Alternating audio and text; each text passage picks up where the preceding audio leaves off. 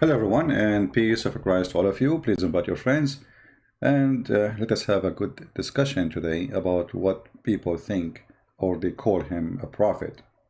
His name is Muhammad, which is not even really his name. You know, when you say Prophet Muhammad, Prophet Muhammad, Prophet Muhammad, okay, can you show me a prophecy of a Prophet Muhammad so we can call him a prophet? So this is a very simple episode. My Skype is open, and we invite Muslims to call us. Actually, we have the guy who last time he called me. You know, he texted me. I don't know if you want to call. Let us see. What is the prophecy of Prophet Muhammad? I mean, Prophet Muhammad, but he have no prophecy. You know, look like I'm a prophet too, because I have no prophecy. Let us see. We will take the first one in the list. If you are a Muslim, feel free to call me. It doesn't matter how big you are, by the way. The bigger is better. Oh, this guy, look, his internet is not working, maybe. It's not connecting.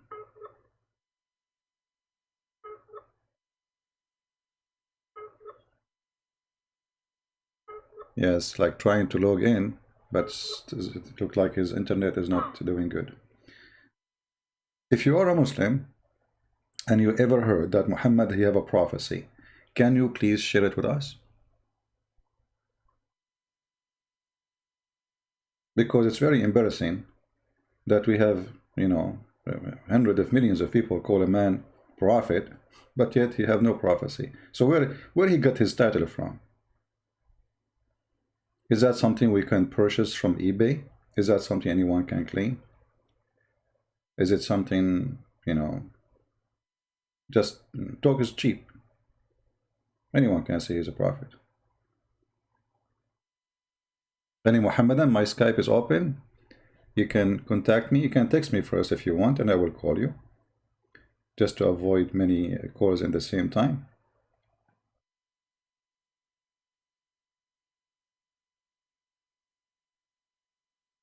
Okay, let's see here. We have Muhammad.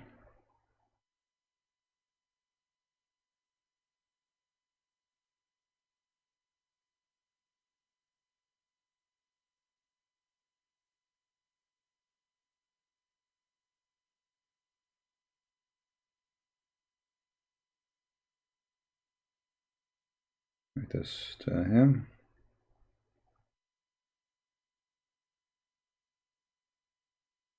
All right, let's see if we can get a Muslim to call us.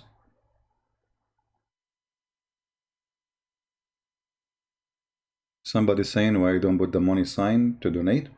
You know, YouTube, they always fight me, so it's not active because of YouTube.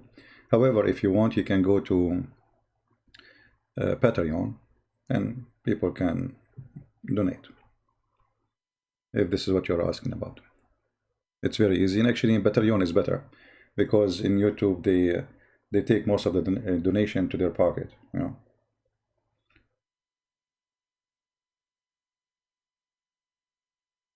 Any Muslim would like to call us? I mean, look how simple the question is and how simple the challenge. I mean, they have tons of videos, Prophet Muhammad, you know, I mean, when you see those videos, sayings in the Quran, blah, blah, blah, all of this is a fraud. Not a single one of them is true. And here we go, we are live on air saying who is a Muslim want to call us. You know, you will not find the Muslims there to do that, by the way. They were not there. I remember, you know, once I called the Dean Show. You can find actually the in YouTube.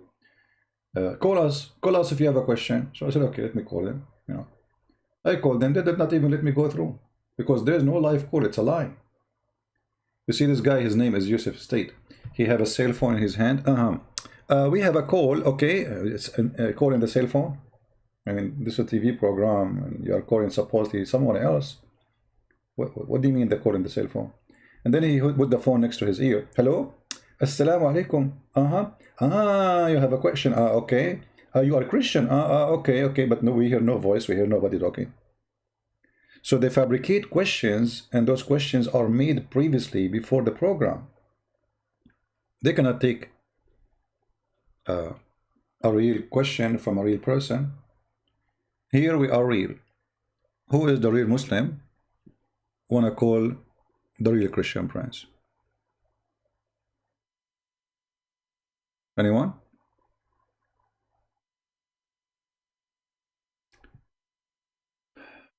Muhammad, he predicted, will fight against the Roman. Actually, you know, Muhammad will fight, Muslims will fight against the Roman.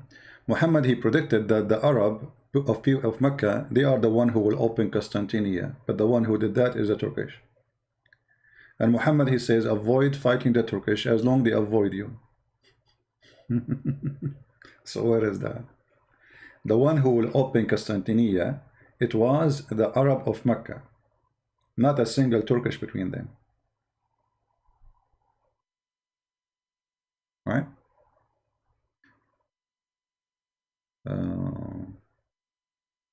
Any Muslim?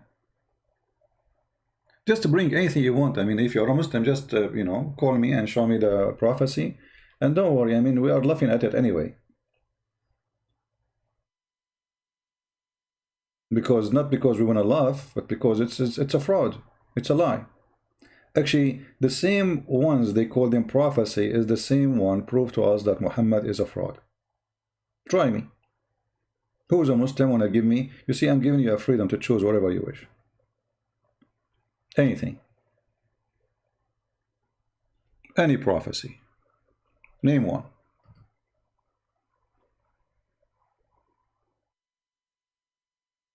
Right? Anyone? If you are like shy to call, you can text, no problem. In the chat, you can post your, especially if you are a Muslim. Anyone? Because if Muslims don't call, then we have to go to Muslim website where they are posting list of a prophecy, or what they call prophecy, and then we will laugh together. So what do you think, Muslims?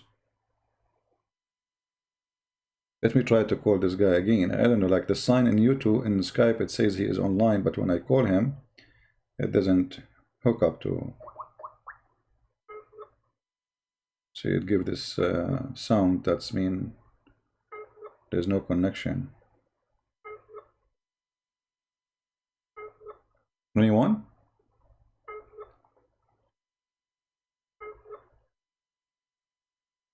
There's no way there's no Muslims are listening. You know, we just started, we have almost 700 people watching, and there's no Muslims here? That seems impossible. Right?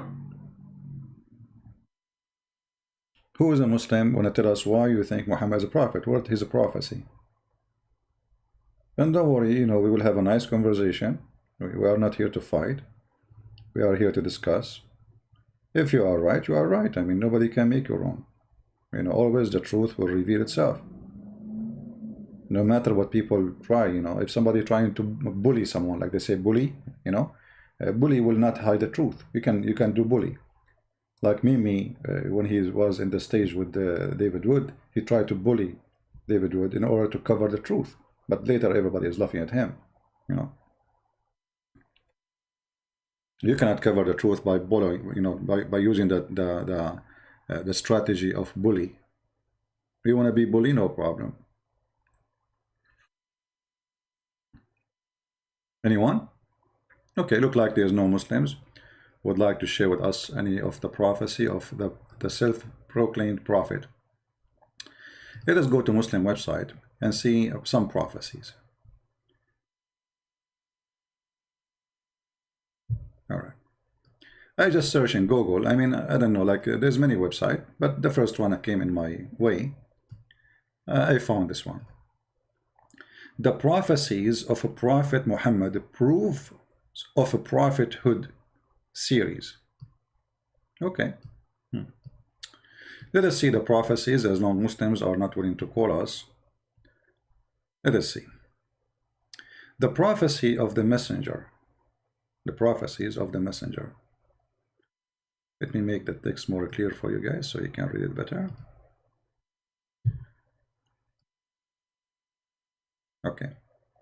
Say between two brackets, Muhammad, I do not tell you that I have the disperstress, the treasure containing the provision of Allah, nor that I know the unseen, nor do I tell you that I am an angel. I only follow what Allah revealed to me. That's a wonderful thing. Muhammad, he just confirmed he have nothing to do with the future. He cannot tell you the unseen. He do not know what the treasure Allah he have, and he just tell you what Allah told him. So how come in the Quran it says that Jesus, he tell you the unseen? You know, remember the Muslims, they say that Muhammad is the greatest prophet. So how he is not the greatest prophet, but he is not given to tell you the unseen? Jesus can tell you what you hide in your houses. Jesus can tell you what you are thinking about. And we're talking about Quran, we're not talking about the Bible now. Jesus can resurrect people from death. Jesus can give eyes to the blind. So when Muhammad, he makes such a confession, is showing that he is this evil, because they were asking him questions and he have no idea what to say. So look at this madness. The article is supposedly to prove to us that Muhammad is a special. You see, the prophecies of Prophet Muhammad, and then less than a minute after, it says that the Prophet Muhammad, he don't know anything. I only follow what is revealed to me. And then what the Muslims, they do, they don't show us a Quran, because what is revealed to Muhammad is Quran. So they try to say to us the prophecy of Muhammad is in the hadith, but this will be against the Quran, because you just said Quran saying I only follow what is revealed to me. So what is revealed from what? From Allah. How Allah spoke to Muhammad? By Quran, unless you Muslims agree that Quran and hadith is the same. And that will change the game so we can play more. Do we have any Muslim have a comment about what we just said? It's like, you know, Muhammad here is signing disclaimer, says, you know, don't ask me questions. I am an ignorant person. I have no idea what I'm talking about. I know nothing. This is what this verse is about. And the funny, this verse is mentioned in the chapter of the animals, Al-An'am. Isn't it that funny?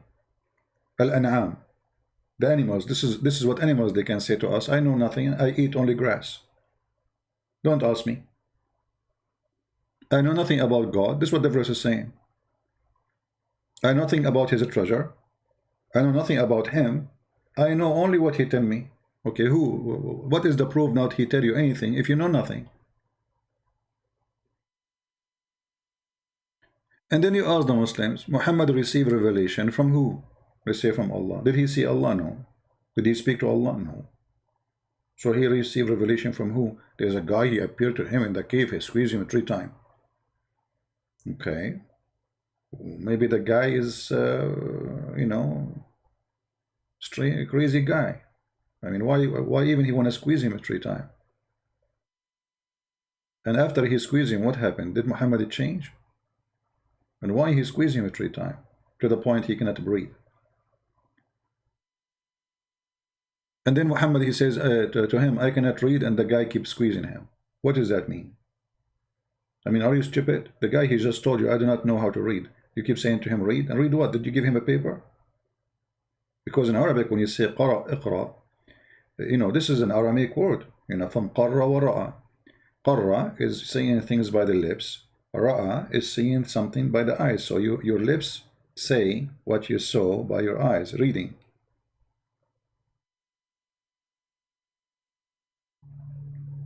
I remember once Muslims, they made videos, like they gathered like a bunch of them to refute me supposedly. And they said the word qara'a does not mean read. I said, okay, let us go with this theory. You see, the problem that, you know, they don't, I don't know, I mean, they're very shallow. Let's see how they try to solve this problem. that he is saying to him, read, and Muhammad saying to the supposed Jibreel, I cannot read. So they come to a solution. You know that the Muslim, they come with solution not because they are convinced with it, but it is just to refute. You know, we need to refute this guy. So we need to say anything. Anything. Here we see the story of Muhammad going supposedly to the cave, and then a guy, he came to him, and supposedly this is an angel. You see, the angel is not coming with wings or anything. You know, it's you know, even Muhammad, he did not describe that in this here. He told him that as a person, he came and he squeezed me. So here it says, the angel came to him and asked him to read. Okay, read. Even your Muslim translation says read. So the Muslims, to save themselves from the embarrassment of the story, the stupidity of it, they say, oh, he did not say read, he said recite. That's wonderful. If you say that he said recite, and then Muhammad, he says, I cannot recite, that is the most stupid statement ever. Because he just told you recite, and you recited. Because recite is repeating what you heard before. You know what I mean? It's like saying eat, and I eat, and then I say to you, I cannot eat. Do you see the embarrassment? Let us see. Do we have a, guys? If you're not a Muslim, don't please call me. Or we need Muslims only for now.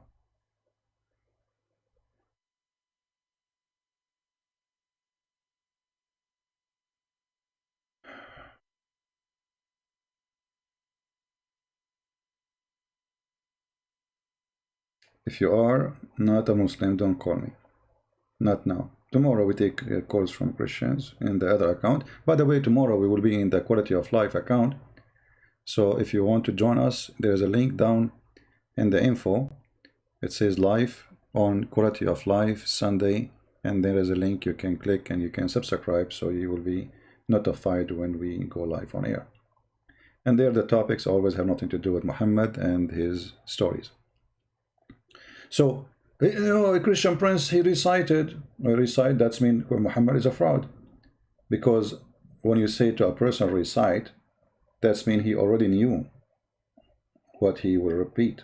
Recite is you saying something from your memory. And it's very silly actually. Let us say, okay, I will give you a solution. Maybe he says repeat after me. Okay, how you say to him, I cannot repeat? You just did. He just said to you one word, اقرأ. If it's mean recite, you say to him, I cannot recite, you just did. So the story from the beginning is very silly, very stupid. It's not even good for a 6-year-old kid.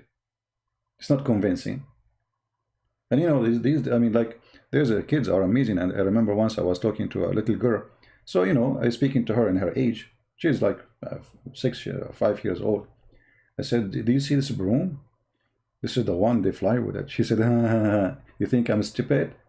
This is only in the cartoon.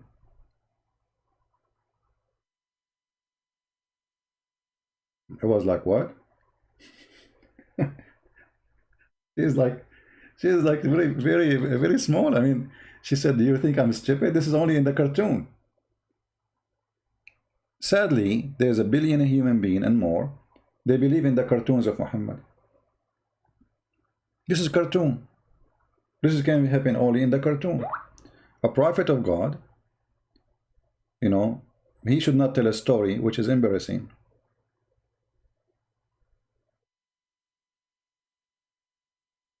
This guy keep texting me, calling me. Are you a Muslim? His name is not. So we keep saying, don't call me if you are not a Muslim, and we keep receiving text and messages.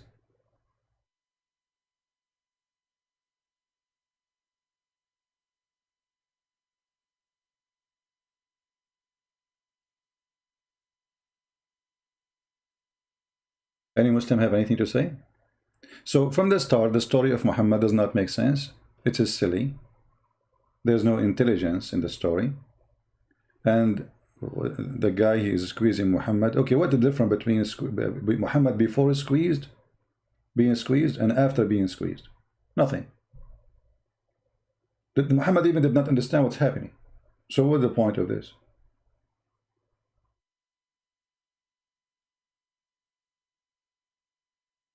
And what make it more funny, the angel, when he said to him, read, this is the word of Allah. It's not the angel is just delivery person, supposedly. So how Allah, he said to Muhammad, read, and Muhammad, he is not able to read?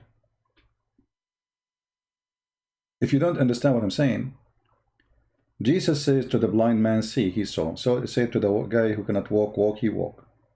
Right? Okay. Allah said to Muhammad, read, Muhammad still cannot read. Isn't it the Muslim, they say if Allah wants something to happen, he say be is going to be? Here we go, he said to Muhammad, read. Muhammad still cannot read.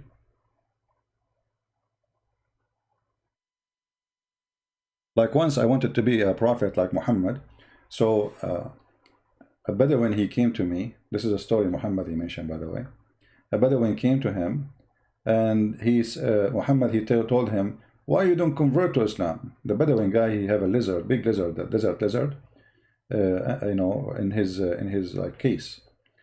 So the Bedouin, he said to Muhammad, if this lizard convert, I will convert. If this lizard say Shahada, I will say Shahada. And then the lizard came back to life, brother. And he said, Ashhadu an la ilaha illallah in Arabic. The lizard. And then the Bedouin, he converted to Islam. Oh. Who in the world want to believe in such a stupid story? And why this story is not in the Quran? You know, how come in the Quran we have all kinds of stories, including the most silly ones, like the Sulaiman and the ant. Sulaiman, he heard the ant. Which one is more important? Muhammad making the lizard convert to Islam, saying Shahada, or the ant saying to the ants? How come this is not in the Quran? Obviously, those things are created long after Muhammad. Those stories. Otherwise, this will be like a major thing in the Quran. Actually, the Quran confirmed that Muhammad have no miracles. You know, the Quran confirmed with no doubt that Muhammad have zero miracle. Allah refrained from sending miracle.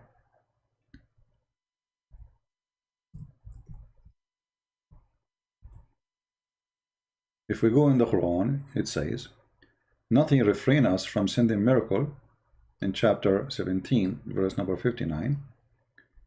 As you see, Allah, he confirmed, supposedly, Aka Muhammad, because they keep asking him, where is the miracles? Where is you have miracles? All prophets have miracles. Where is yours? So he said, and we refrain from sending signs only because the men of former generations treated them as false, which is stupid to say, because the Jews believe in all prophets of the Jews, and the Christian believe in both the Jewish prophets and the Messiah and the disciples of the Messiah, because they did miracle too.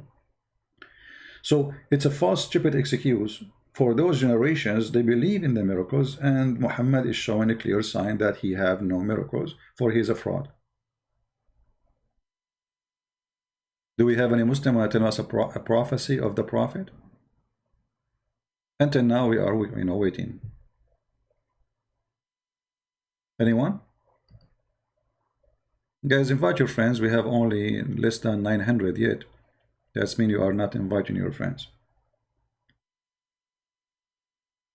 At the end of the program, we will give you a flying carpet which can carry the kingdom of Sulaiman. The whole kingdom of Sulaiman in a flying carpet? Don't you think this is too much exaggeration, Muhammad? All 600,000 chairs. And then all his animals. And all his war equipment. And all the food, the kitchens, the cooks. The whole kingdom is flying. This is like this is not even in the cartoon of Alibaba. By the way, to be honest with you, my grandfather, he used to have a flying carpet like this. My father, he got, because when my grandfather he died, they divide the flying carpet between his kids, and he have like 200 kids, So my father, he got a small portion of it. I used to take it when my dad is asleep, and I fly, like I go to Japan, in the morning, and then I go to Starbucks in Honolulu. No passport, it's a true story. I mean, who need witnesses? Brother, do you take a camera selfie? Brother? Prophet Muhammad, do you have a selfie at that time? I am the same. Hello? How come you believe in his stories? Hmm? Where is any evidence about this guy to be a prophet? Who wanna help us?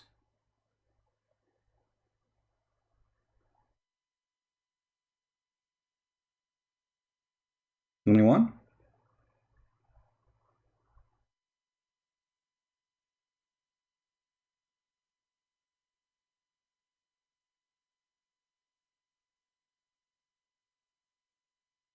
Any Muhammadan?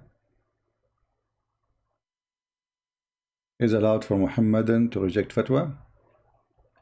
Well, Muhammadan, they can reject anything. Anything is embarrassing, they reject it. This is the game. It's a game, you know. When you go like, oh, this is embarrassing. So what I would do? I say I reject it. Even inside you, you know it's true, you know. So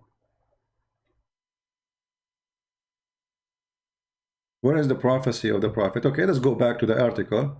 As long there is no Muslims are willing to show us prophecy of the prophet who have no prophecy. Okay. The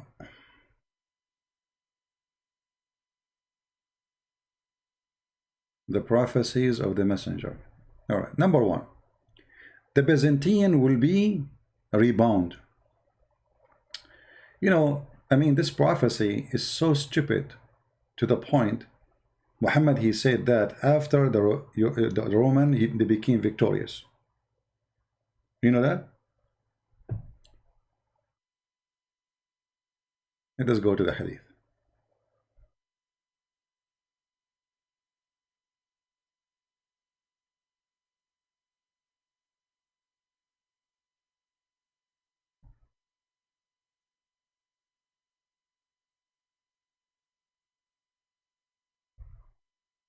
Let us see if we can.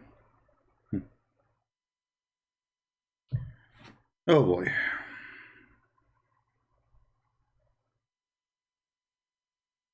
Look at this prophecy, guys. I mean, have you ever heard of a stupid prophecy like this? I heard that Trump, he won. And after he won, I said, Trump, he will win. Read the hadith. And this is Sahih. Abu Sa'id narrated, on the day of Badr, the Roman had victory over the Persian. So the believers were pleased with that. Then the following was revealed. Alif Lam Mim, the Roman being defeated, and then they will be victorious. Look at this madness. Oh boy. If we ask Zakir Naik, you know, about this situation, I'm sure Zakir Naik, he have a solutions for that. Very nice solution, you know.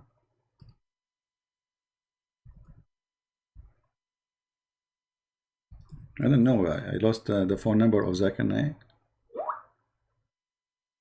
Do we have any Muslim? Hey guys, anyone wanna text me or call me, you have to be a Muslim to call.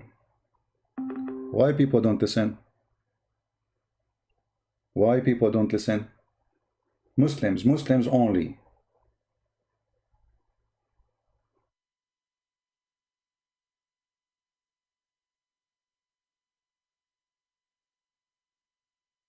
Do I have to tell you one by one in text in Skype?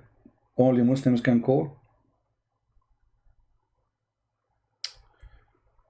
So, if we call Zakir Naik and we ask him about the prophecy of Prophet Muhammad, for sure, Zakir Naik, he is all knowledgeable, you know. I'm calling his cell phone.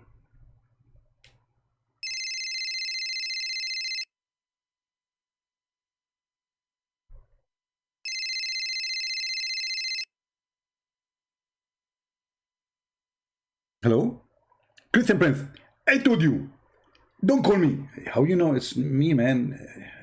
You can see my phone number. First of all, even if you block your phone number, I can see it. I can feel it. Trust me, I can feel it. Zakir Naik, you must be a prophet. How you know it's me? It's unbelievable. Christian Prince, first of all, I told you 100 times, don't call me when I am in the middle of the night. because this is a very sensitive time. Okay, Zakir Naik, I don't know, it's middle of night for you. You are right, it's very late now. Sorry for, I apologize for waking you. We can go back to sleep, no problem. It's okay. Please, breath. You can't run away from me. I am a curse of Allah on you. I trained you. Okay, okay, no problem. The prophet, he have a prophecy about the Roman. Is that true? Exactly. But he mentioned the prophecy after the Roman became victorious. So how that make it a prophecy? There is something, it's called go flat back. Go what? Flat back. What does that mean? If you watch a movie, you will see in the movie they start from the end. And then they go to the front. Ah, like they start from the end of the movie, they show you like a scene. Exactly. And you are ignorant. So here, Allah, he go in the beginning, you know, in the end, and then he go back. Ah, okay, so the prophet, he was given a prophecy about the Roman will win after they won because he was using cinema tactique on Hollywood. Now you are getting smarter, and now I respect you. Finally, you are thinking and you are using your brain. But hold on. But how this can be called a prophecy then if he said that after what happened? First of all, we can call it prophecy because at that moment nobody knows that they are victorious. But it says here that all the Arab there, they knew. And the believers rejoice when they hear the news. So even the believers heard the news before Muhammad. Exactly. But the truth is that the prophet is the only one Allah, he revealed for him the truth. Ah, okay, so it doesn't matter who knows about it before Muhammad. But Allah told Muhammad that the Roman will be victorious, and this is after they became victorious. And this is make it a prophecy. Exactly. Because at that moment, nobody knows. What do you mean nobody knows? Everybody knows that they were victorious, including the Roman. You are stupid, and you know it. I'm telling you, at that moment, nobody knows except the prophet. They knew that the Roman became victorious. This is true. Everybody knows. And even the news came very late for the prophet. But this does not say anything. This is a prophecy. Zakir Naik. So if I make a prophecy right now, saying Zakir Naik, he live in Malaysia. But you post videos already saying that you are there, and you make live broadcasts from there. So everybody knows that you are there. So how this will be a prophecy? I'm prophesying that you will go there, but you are there for the last 4 years. How that can be a prophecy? Christian Prince, in your case, it's a different story. Because first of all, I am not in Malaysia. I am in Malaysia country. Not in the map, not in the name. You are different when you speak. You are not even, I can't take you serious. You have to say the word country. Otherwise, people, they will take you wrong. They would think that Malaysia is like a box or something. You have to say in the country of Malaysia. And yes, I am there. And if you say that I am there, you are lying, because simply everybody know there. This is not a big deal. So the prophet, he did the same. He just mentioned that the Roman would be victorious after they became victorious. So how this became surprise prophecy? Christian Prince, first of all, in the old days, we used to take hadith. What? People, they used to take hadith. What do you mean? Drugged. Smoke, like, marijuana, hashish, Okay. So the people, they were high. The news came, but nobody noticed. So the prophet said to them, the Roman will be victorious. By the time they wake up, everybody believed it was a prophecy. Thank you very much. This is a prophecy. The prophet, he said this verse after they being victorious, that they will be victorious. The hadith in front of you, and it's sahih. Is it sahih? Yes, it is sahih. So when I say to you everything they come with is a fraud, I am not joking. Secondly, even in Arabic, it says fi bid'i sinin. The Roman will be victorious in fi bid'i sinin. So let us say that, because some, like they say, the time when he said that, and the word bid'a, it's going to happen between 3 to 9. But based on studies, if that happened in certain time, forgetting about this hadith, Muhammad, he said that, and it take more than 12 to 13 years before the victory happened, if the other report is true.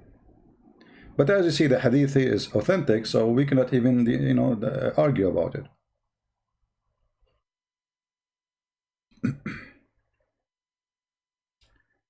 All right, I think it's time to block some people. We say to them only Muslims and they keep calling. Let me block you.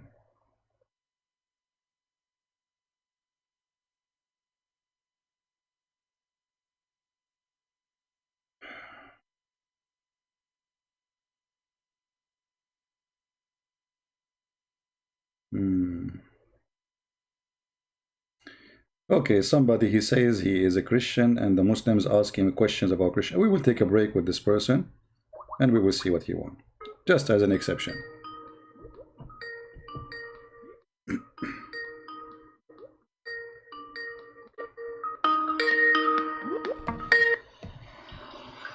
Hello? Hello?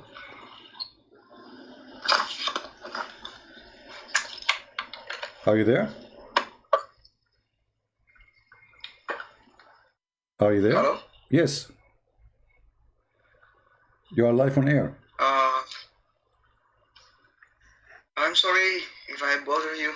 No, no problem. You see, but we are taking calls from Muslims only, but I will take as an exception because you sound like you are desperate for some answer. No. I didn't notice if you said only Muslim tonight, but you said a Christian can call tomorrow, so I call. Can I call you tomorrow if I can? No. I will call you tomorrow.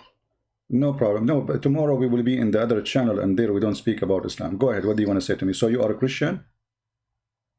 I'm a Christian. So what do you think about Muhammad? Is he a false prophet? Of course. Okay. So what the questions the Muslims ask you? Give me the most important because we don't want to waste time, please. Actually, the things that Muslims blame about Christianity in my country, it's not about a Muslim, it's about a Christian. So I guess it's match. It is match if we talk about it tomorrow, because your channel tomorrow. My friend, we don't talk about Islam. Here we can talk about it. So give me what they say to you. About Christianity. Okay, tell me what they say to you. Okay.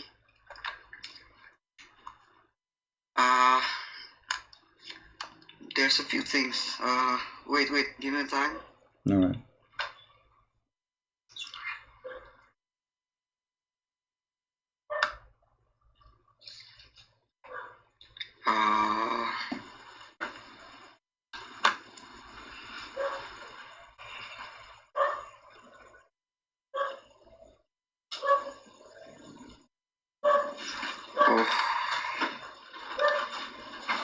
Okay, my friend, by the time you find the questions, we will go to sleep. Take care. I mean, what is this?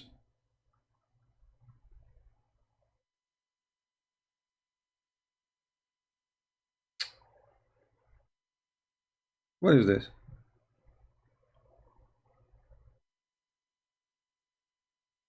Like, if you see the text he's sending me, like Muslims asking questions like, please. So I said, okay, let us, give him time. And then what are the questions? You don't know. We have Muslim Abbas saying, please read the Tirmidhi and tell me if this 31:5 was not a prophecy. What 31:5 not a prophecy? Abbas, we are reading a Tirmidhi. And in front of us, we have a Tirmidhi. This is a Tirmidhi in front of your eyes. Isn't it?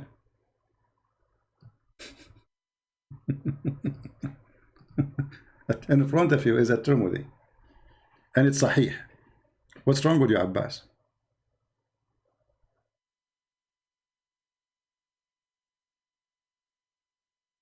Secondly, if I say those Roman and the Persian, they have a 300 years war. They lose, they win, they lose, they win, they attack each other, they lose, they win, they lose, they win, etc. So if I say they lose now, they will win later, well, this is not a prophecy, this is stupid actually. Because they lose many times and they win many times. But the final victory of the Roman took long. Right? This guy is a Muslim. I blocked him. I thought, because I told him, okay, hold on, I need to find his name now. I blocked him. I think I blocked him. Okay, no, he's not.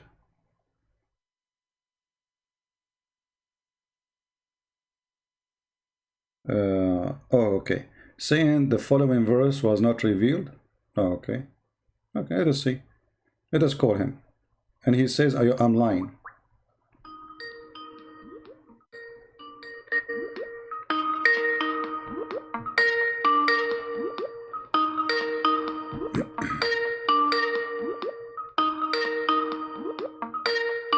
So he called me lying, but he will not answer now.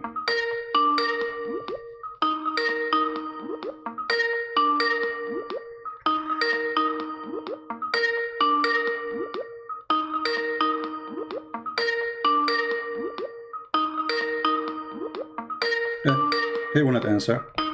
So they call me liar, but they don't want to confront me. You see? They call me liar. They say, it doesn't say, and then the verse was revealed. It's in front of you. Read it. Then the following was revealed. I mean, imagine he is texting me and Abbas in the chat too. Potatoes. They are saying, it doesn't say that then the following verse was, it says in front of you. This is your Islamic translation. And as long as you are saying to me, read the Tirmidhi, well, this is the Tirmidhi. Isn't it? This is a Tirmidhi and this is Sahih. Do you see it? So this is how the prophecy became fulfilled. It's a stupid statement. Muhammad, he made the prophecy after things happen. And this is the prophecy being fulfilled. What we can do. And this guy who is calling me liar in Skype, he is saying, it doesn't say that. It doesn't say that, CB. It's in the front of your eyes. Are you blind? Read carefully. On the day of Badr, the Roman had victory over the Persians. So the believers were pleased with that. Then the following verse revealed.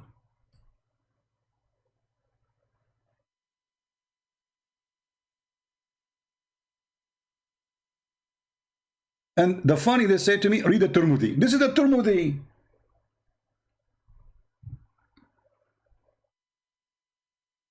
Okay, Mr. Abbas. So you are saying to me, read the Tirmidhi, different hadith, and the different hadith says the prophecy was fulfilled?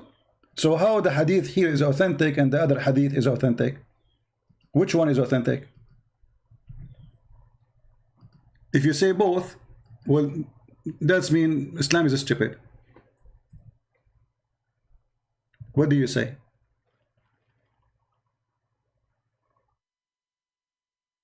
Hmm?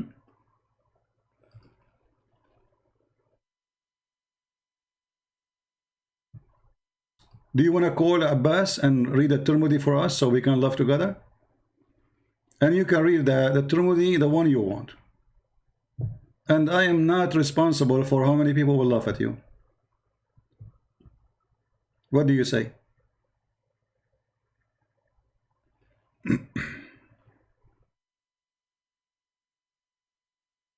Anyone?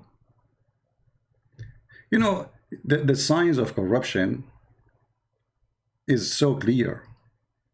As long as you accept the book of Tirmidhi, and we are reading for you from the book of Tirmidhi, and it says here Sahih. But this is a problem for you. So what do you do now? You want to jump like a monkey. Oh, read the other one. So what the other one will do? What exactly the other one will do? You Muslims have hadith up to the request. It's like a menu. Either your prophet said that or he did not. If he said that, this is stupid. If this is what happened, this is stupid. And yes, it says this is what happened. So what we can do now?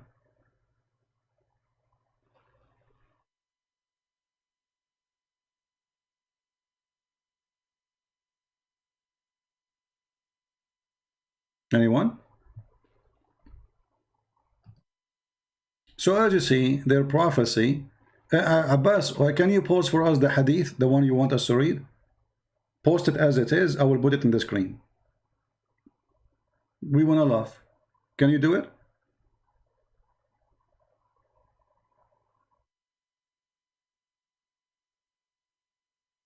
Abbas only count hadith which is not against Quran. Well, no problem. Abbas is a fraud because the muta is against the Quran. That's mean Abbas, you know, you remember I asked him if your wife, somebody asked her to do breastfeeding for adult. He said, well, as the Prophet says so. Right? He don't mind. He's a fraud. Muta is in the Quran. Where is the forbidding of the muta? Is in the hadith. You just said if the hadith is against the Quran, we don't take the hadith, we take the Quran. So you practice muta? Are you doing muta delivery now, Abbas? You don't do pizza no more? So what do you do? Like you drive your car, you deliver girls? Can't you find at Tirmidhi? No, I cannot find it. Post it for me, you guys. Post the. Why you don't post the hadith for us? Post it. I want your name next to it. I want your name next to the hadith because that will make it perfect comedy. Post the hadith for us, and I promise you, I will put it in the screen.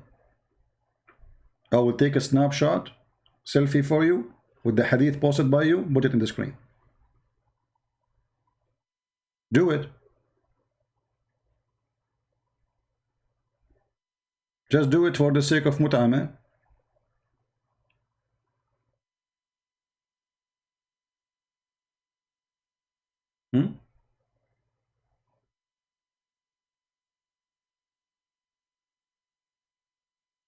Consider yourself doing mut'ah. Pause the text. What you will lose. So you look at this. They challenge me to put something in the screen, and they themselves, they will not post it. Are you searching for it? You can call a friend.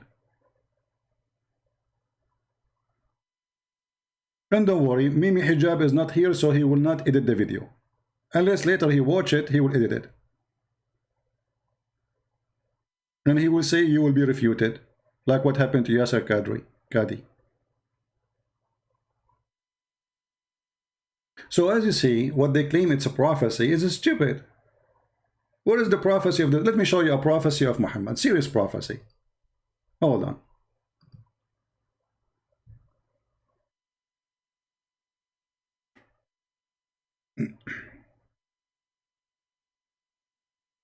I mean, how Muhammad knew this unless Allah he told him?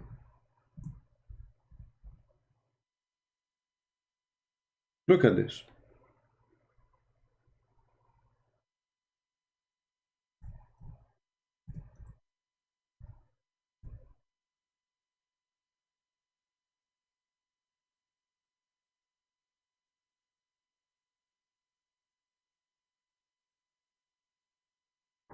Look at this prophecy. How Muhammad knew? This is science, brother. Muhammad taught by Allah the science of biology. How the baby is made. First in the Quran, he says the sperm of the man coming from the backbone. And by the way, that's true, brother. I have a friend, his backbone hurt him, and he don't have babies. I'm just joking. The Messenger of Allah said, the man water is thick and white, and the women water is thin and yellow. So Muhammad, he think that women have yellow liquid in their private part when they have sexual intercourse. He think this is the sperm of the man. And whichever of them comes first, that child will resemble it. Why Muslims don't make a article about this amazing prophecy? And now, by the way, like thanks to the Prophet, you know, I can get married because I was afraid if I get married, and then what if my son look like me? That's disgusting. But now I know the trick. I will make my wife have orgasm first, and then the baby will look like her. Hello. Finally, I can do it. Before I was worried. My son would shoot me. He grew up, he says, look at me, I look like you. I say, son, it's not my fault. He said, why no, they will look like me. He said, if you follow the Prophet's step, I will not look like you. So now, if you are an ugly person, you are not good looking, maybe your wife, she is good looking, or vice versa, you know what to do, my brother. Brother, this is the biology of the Prophet. prophet he knew this?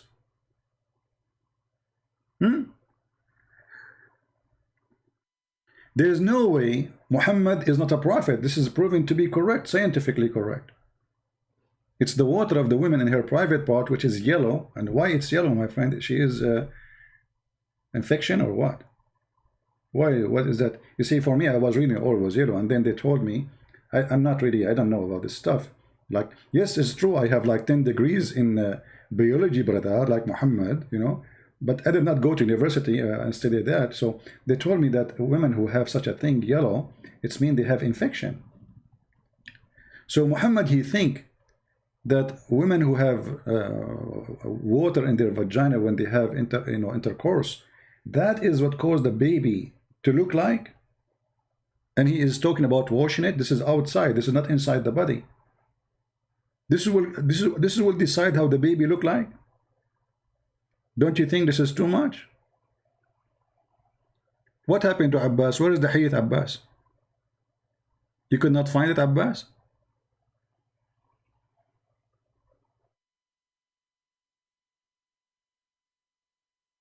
So obviously Muhammad is a true prophet, you know. Otherwise, there's no way he will know. This guy doesn't know how to write, how to read. How he will know this? It's impossible, brother. And then the Quran comes and says women have a sperm coming from their ribs. And by the way, it's true. Once I was in the beach, I was naive at that time because I was studying the prophet teaching.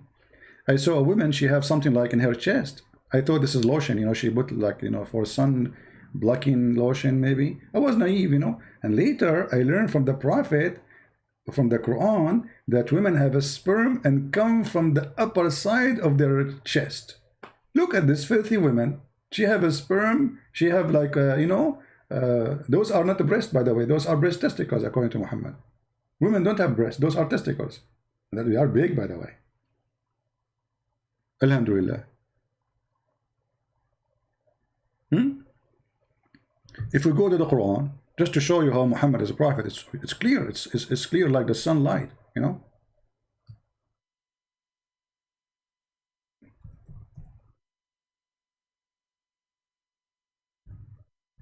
How you can deny that? I mean, we cannot. I mean, stop fooling yourself. Muhammad, obviously, is a prophet. Chapter 86, verse number 7.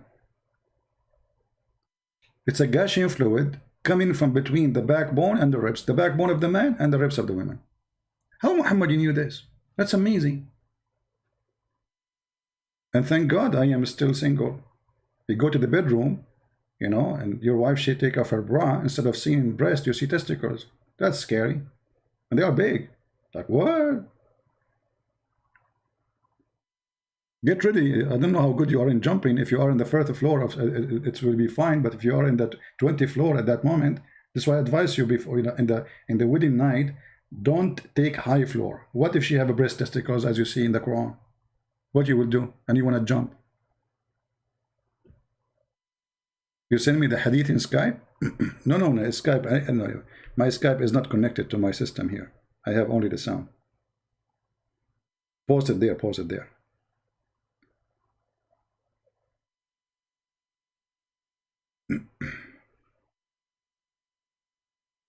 No, you have to post it there. Okay.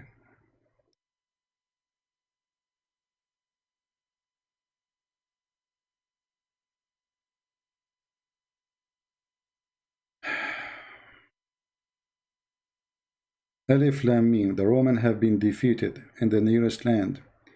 Okay, one day that those ayat was revealed, the Persian has defeated the Roman, and the Muslims had wanted Roman to be victorious, because they were the people of the book. So Allah said about that, and that on that day, the believer will rejoice with the help of Allah. He help whom He wills. Okay, and then the Quraysh we wanted, but this is not a hadith you either. This is an explanation. Where is the hadith? I mean, do you see how stupid you are? The hadith is in front of you. This is the hadith. Secondly, you are saying that in the day of Badr, if you calculate the date of Badr and the final victory of the Roman, you will see many years after that will pass 9 or 11 or 12 years. So Muhammad again is a fraud, even if we go by this calculation. Because in Arabic he used the word bida. Bida have to be between 3 to 9. As simple as that. However, in front of us we have a very accurate hadith. It says clearly that the Roman, they've been victorious, right? And the verse was revealed after. You like it, you don't like it, it's your business. And this is sahih. Deal with it. And the one you gave me is stupid. Secondly, here, you know, by the way, there is something wrong. Yeah, sure, I will take your call. Hold on. Abbas, you are not calling anyway. Here we go, we'll call you.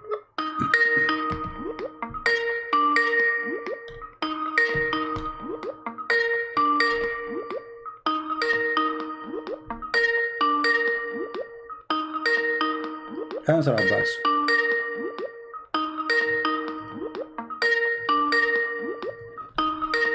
Abbas, answer.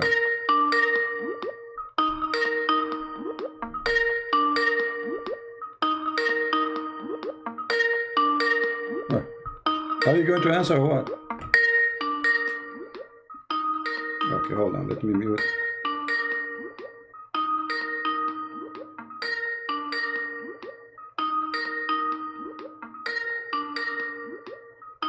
I think my Skype is stuck too. Yeah, I think my Skype is stuck. Hold on. Let's try again. Abbas, answer the call.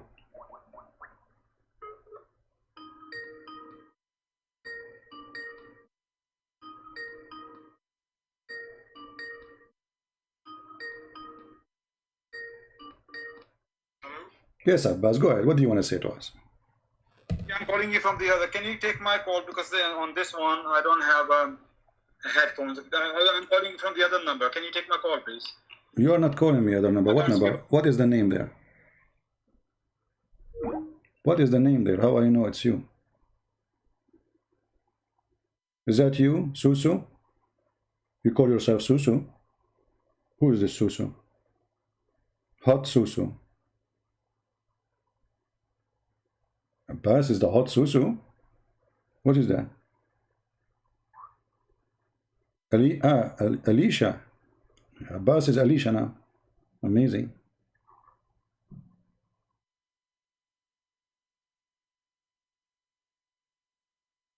Okay, Abbas. Can you hear me? Yeah. Go ahead. Hello, CP, can you hear me? Yes, I hear you, Alicia. Go ahead.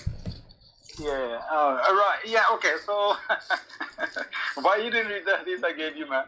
Because that was exposed. Go ahead, read it. No, you see, I'm looking for it here in the screen to find it, so we can put it in the screen, so we can laugh together. You know. No, that's okay. People can hear it. Just read. Okay, go read it. Okay, go read it. Read it. Okay, go read it. Go ahead, read it. Here we go. You are with me. It's a very long hadith, and I'm pretty sure you know about this hadith, but you... My friend, the hadith you gave me, first of all, is not even a hadith. Secondly, we have a Tirmidhi. We have a Tirmidhi, the same book, authentic, saying that the verse revealed after they've been victorious. How you can refute the first one? And I gave you the hadith, which is in detail. Okay. So which one you're going to take? My for friend, your own advantage, you're going to take something is the one you gave me is sahih? Of course it's sahih. Okay, is the one I gave you, okay, is the one I gave you is sahih? The one you read is sahih, yeah, but this one in detail. So, okay, hold on. So, read with me carefully. There's no difference. Obviously, this is what happened. No, read carefully. Here we go. Okay, you see, because there is, you see, the difference is that you are a fool and you think there's a difference. Here we go. This is the same writer. Sure, this is the same writer saying read carefully, that in the day of Badr, the Roman had victory over the Persian. Yeah. Does it say that? Yeah. Does it say that? Okay. Abbas, does it say in the day of Badr, the Roman had I can't see victory? your screen. I can't see your screen. Doesn't matter, we show you the hadith already. Come on. One second. So I'm not on YouTube right now. Okay. Okay. One minute. Because I'm using this is my iPad. I'm calling you from No the problem. phone I'm using All right. for looking up for the hadith. All right. So that's why. One second. Just one second. Wonderful, no problem. I think I'm gonna mute. Okay, screen. Just one second. Can you hear me? Yeah. But, So now? how I'm gonna mute YouTube right now. Okay. Yeah. That's Okay. right. I read the hadith what you just gave. So when this happened, Yeah, so- my friend Abbas, let us speak as a whole. Stop asking me questions. When this happened, no. When the verse was revealed, here is so clear. When this verse was revealed, please read for me. Finish your whatever you want to say, then I'm going to speak, and don't interrupt me. No, we are having a conversation. When this No, we are verse, not. when We're not that having- you're when just- that verse was revealed, read for me, please. But according to this hadith, Yes. oh, I see. You already made your point. So now, can I make my point? Okay, hold on. You see, Why are you so afraid, man? who is talking about making my point and making your point? Does the hadith says that the verse revealed after they have victory? Yes or no? Make your point. Then I'll make my point. Don't ask me What questions. make my point? I repeat the question 1,000 times. Yes or no? Yeah. Okay, when you finish, then I'll tell you everything. Yes or no? Why are you afraid, man? Okay, yes or no? Because there's nothing to debate about. Does it say in the day of Badr the Roman were victorious? Okay, now I'm going to explain what I'm trying to say here. I'm Okay, sure go you're on. not going to let me speak, isn't it? Oh, go, Abdul, go. Alhamdulillah. Alhamdulillah. Allah says in the Quran, وَقُلْ جَعَ الْحَقِّ وَزَحَقَّ الْبَاطِلِ إِنَّ الْبَاطِلَ كَانَ ظَهُوقًا. I like your Arabic. You remind me of my Armenian friend who speaks a little Arabic. Okay. Okay, alhamdulillah. But you understand what I said here, yeah? No, I don't understand what you are saying. People who don't know Arabic. No, I don't understand what you're saying. Because the verse you quote for me is about Muhammad being a fraud. Why are you so afraid of the Quran? Say the truth has arrived and falsehood perish. For vice nature Okay, hold on. is bound to perish. Alhamdulillah. The verse you just said, how the truth was revealed. Can you tell me? What do you mean? How the truth was? You mean how the revelation started? No. The verse you quote for me, the verse you just quote for me in Arabic, which you do not know how to read. So, Okay. how this verse was revealed? How? You mean Asbabul Nuzul you're talking about? You tell me how this verse was revealed. I don't know the Asbab Nuzul, but it's a fact. By killing people. So now if we have a debate and I have a gun, I shoot you, that will make me a person who have the truth in my side. This is what you are saying to me. Oh, okay. Educate me. When was it revealed? No, you're making the point. Let's see. I am making a point. You're just giving me a gibberish. I am making a point. What verse we are reading from, just to be sure? What the number? Chapter 2, verse 111, I believe. Okay, chapter 2, verse 111. Yeah. Are you running away from this Tirmidhi hadith? No, we are going to laugh at all of them. We are here. Just We are remind here. me, I'm going to come back to repeat you. 111. You said 111, right? Can't. Chapter 2, verse 111, I believe. That's All what right. it is. Okay. Read I it. believe, and I'm pretty sure, yes, that's what it is. The verse says here, they say that the one who will enter heaven, either Jew or Christians. Where is that? No, that's sorry. I think it's chapter 4, verse. Let us use this one. Listen. Let us use this one so we can laugh together.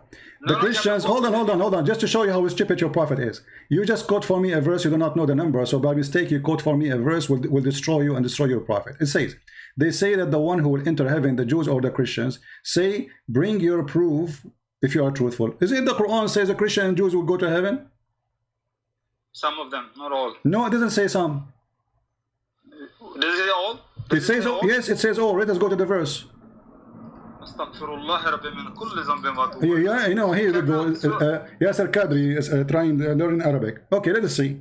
Surah Al-Bayyinah is... Okay, hold on. Read for me. They're going to be in a hellfire. Read for me. Does it say all or no? Sorry? Does it say all the Jews and all the Christians will go to heaven, and even the Serbian?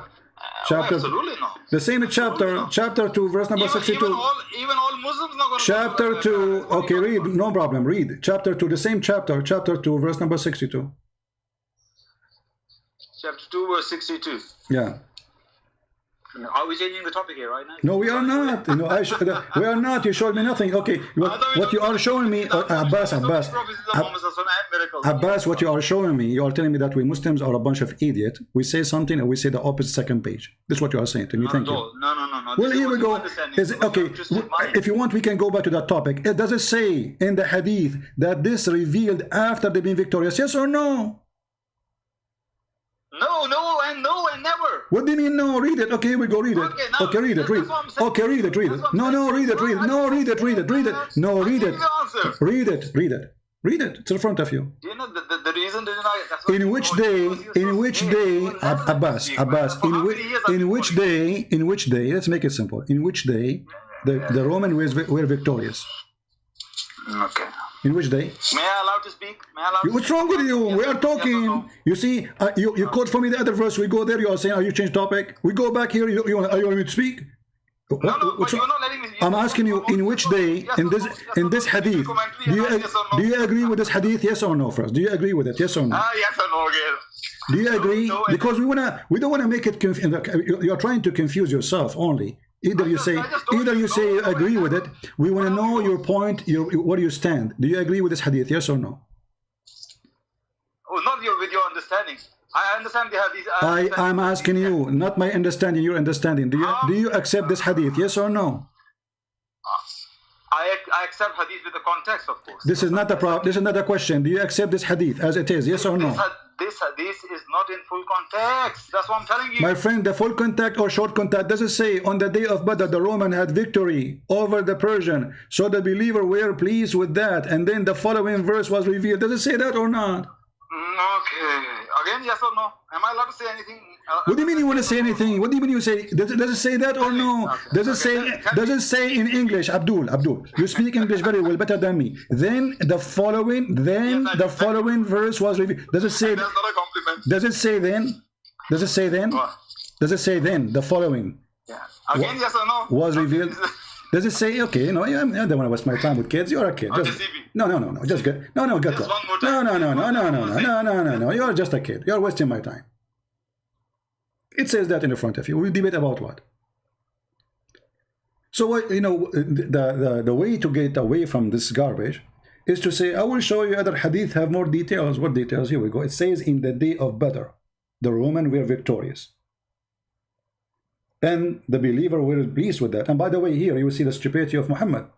Muhammad in the beginning, he was a hypocrite man as usual, all the way to the end. But in the beginning, he was trying to say himself that he is close to the Christian. Actually, in that moment, Muhammad, he was claiming to be Nasara. Otherwise, what he have to do with the Christian being victorious? Isn't it the Roman is the same one? Muhammad sent letter for them, convert to Islam or I will kill you. Why he is pleased that they are victorious? If they are kuffar anyway. What he have to do with the Christian to be pleased if they are victorious or not? But because at that moment, Muhammad, he claimed to be Nasara. He married from Khadija, I remember before. And in order to marry Khadija, you have to marry in a Nasara church. The Nasara will not allow you to marry their daughter unless you are marrying in a church. Church of the Nasara, like Jehovah's Witnesses cult. So Muhammad, there's no question, he was claiming to be Nasara. And now, when they start making fun of him, the Christians, they are defeated. What do you say? Muhammad, he responded that Allah told him that they are defeated, will be victorious. When? In the day of Badr, when the news came that they are victorious already. And the story in front of you. And then you want to say to me, there's more details. More details, what do you want more? It says here, it's giving us the date. It's given us which day. It's given us when it was revealed. It was after they rejoice, not before. After the believer rejoice. Why the believer rejoice? Because they had victory.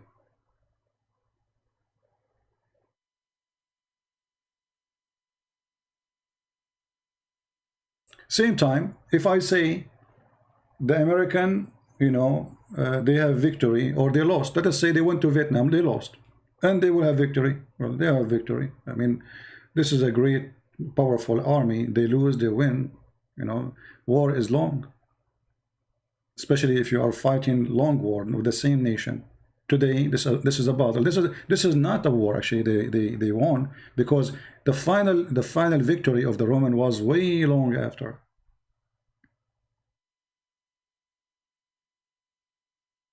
And it's very embarrassing. He says to me that the truth come and the false been defeated. Okay, here we go. It's in front of you. And he said to me, it doesn't say that Christians, all of them, they will go to heaven. It says all the Christians. Read it. Those who believe in the Quran, those are the Muslims. And those who follow the Jewish scriptures, those are the Jews. All the Jews. All the Jews who follow the Jewish scriptures. All of them. And the Christians. By the way, he did not say the Christian, he said Nasara. He never said the, you see, the whole Quran never said the word Christian, in fact. For Muhammad is a stupid idiot. He thinks that the Nasara are the Christians. For around him, there is no really Christians, there is Nasara. And Nasara is a cult spread in the Arabian Peninsula by some Jewish people, who they are Nasara. Those Nasara, they run away, you know, the Christian, they reject them. The real Christian, they reject them. So they escape where there is no Christians have authority. And Arabia was not under the control of the Roman. So they moved to Arabia. And they spread their cult there. And Khadija was Nasara, and Waraq ibn Nawfal was Nasara. And even the Hadith confirmed that. And if you ask any Arab Christian, are you Nasara? He will say no. Not a single Arab Christian, including me, will accept to be called Nasara. In Arabic we call themselves Masihiyin or Masihi. If I'm speaking about individual, I say Masihi, which means from the name of the Messiah.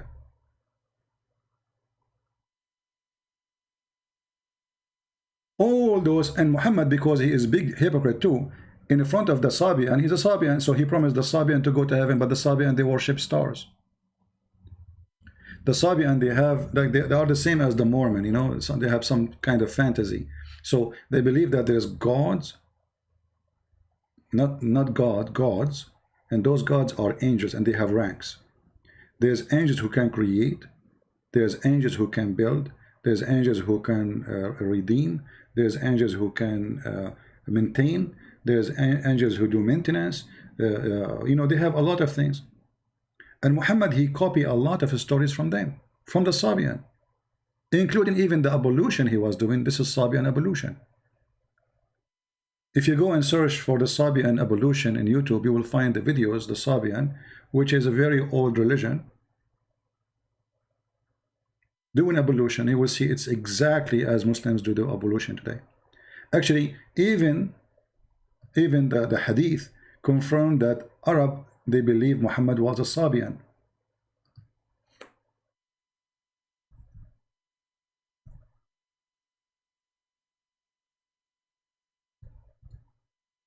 Let us see if we can find it. Hold on.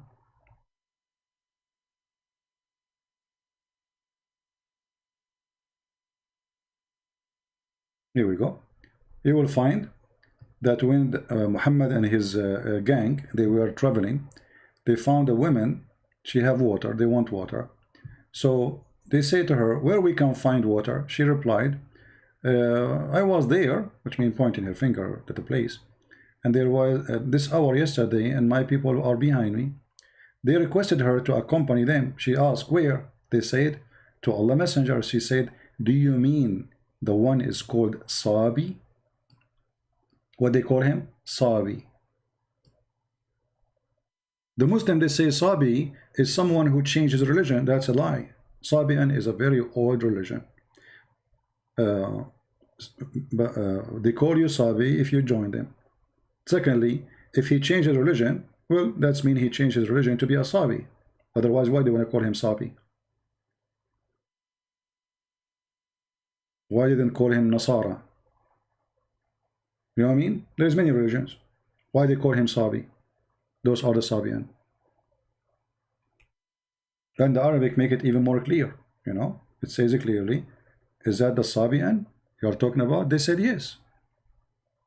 And between two brackets, they say with the new religion. That's a false. It's not there. You see, that's why they put it between two brackets. They replied. They didn't say no. They said yes. The same person. He's a Serbian.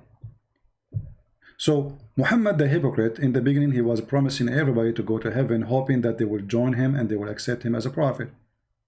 Like Obama. Obama in front of the Jews, he's a Jew. He wear their hat. He kissed the he shake his head in front of the temple wall.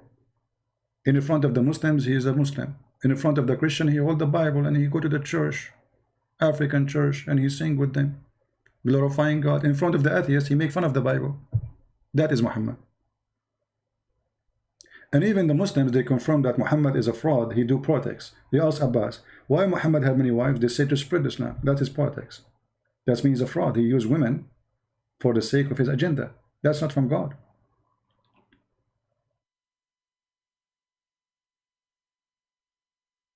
And the second you ask them, does it say that? He will not answer yes or no. I mean, why we need, you see this, when they try to explain a very simple answer, that means there is something wrong. Why you cannot say yes or no? Say yes, yeah, no. Very simple. Why you need to make a story and yes or no? They were not there. Is Sharia law is dangerous for non-Muslims? Sharia law is dangerous first for Muslims, before us. You know, this is why the Muslims, they don't want it. Do you know which country they practice Sharia law? I don't know any. I mean, there is some tribes in Pakistan, they are practicing that, where Abbas is coming from, and that's why he ran away from there. Some places in Afghanistan, maybe. Even Saudi Arabia, they are not practicing Sharia law no more. I saw a video of a guy going taking video in Mecca, and he is not a Muslim. Then the crown prince is changing everything.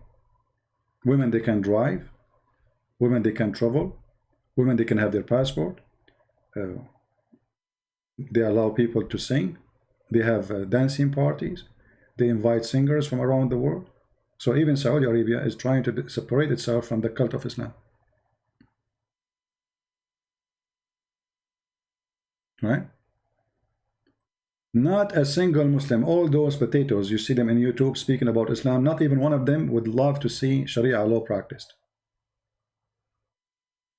According to Sharia law, if you wear jeans, you will be punished and they will break your legs. Go and watch Al-Qaeda and ISIS videos. For wearing jeans, they will beat you. You cannot. A woman, she cannot sit in the chair because the word chair is a male. How a woman, she can sit in the chair? You cannot have a store for lingerie and the lingerie is in the display. You have to hide it inside. And then women, they do inside what they do inside. I mean, you have curtains, so now they can do more evil stuff. Like what happened to Nabhan al-Tammar.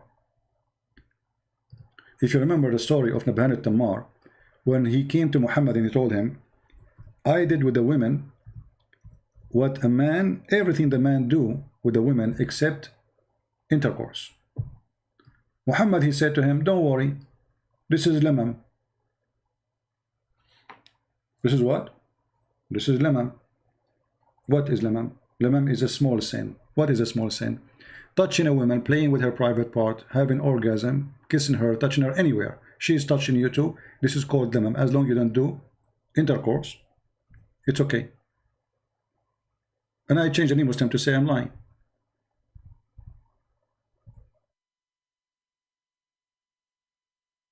So when we say Sharia law is a joke, if a person he go home and he found his wife cheating with somebody, he need to bring 4 witnesses and they have to see the private part of the male go and, excuse my language, inside the private part of the female. How you can do that? So you cannot punish her.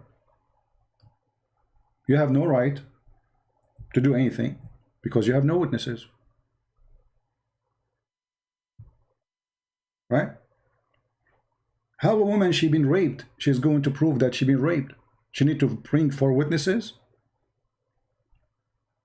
If you read the whole Quran, by the way, you will not see even where it's speaking about rape. I mean, how such an important topic is dropped in the Quran? How the Quran did not forget to say that you can do lamam and it's okay. You can take a married woman. Imagine a married woman Not a separated woman, not a woman in divorce. She is in the house of her husband. They are married and they sleep together. She go to do shopping.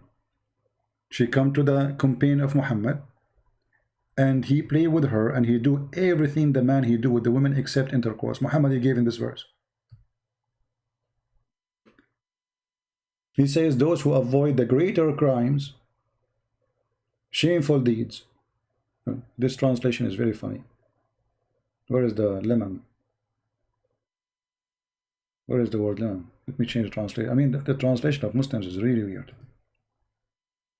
You change the translation, you feel like you get a new book right away. Look at this. We just changed the translator, both of our Muslims. And those who avoid the greater sin, and al-fawahish, fawahish, which is illegal sexual intercourse, etc. When they are angry, they forgive. What is that? Where is how you avoid it? How you avoid those? If you do lemon, you take a woman to your bed, you do with her everything, and this is not a big sin.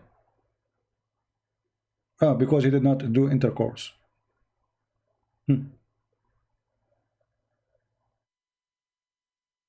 Right? So this chapter here, chapter 42, mentioning that, and the same in chapter 53, verse number 32. Here he add, illa laman, they translate it as small faults. How this can be small faults? How this can be small faults? Any Muslim can tell me? This is a small fault? Taking a woman from her husband, playing with her, having orgasm, and this is in Islam is a small fault? And this is not even considered as a sin? So why your wife, she wear a burqa? If a man, he can touch her, he can play with her private part, he play with her body, and this is a small fault. I mean, imagine they say the word is small faults. Let me show you the interpretation for the verse, so the Muslim, they will not say, oh, where it says what you are saying. Hold on. Because you know them, right? We show them from their books, they say it doesn't say that, CP. It doesn't say that, CP. Okay. So, chapter 53, verse number 32.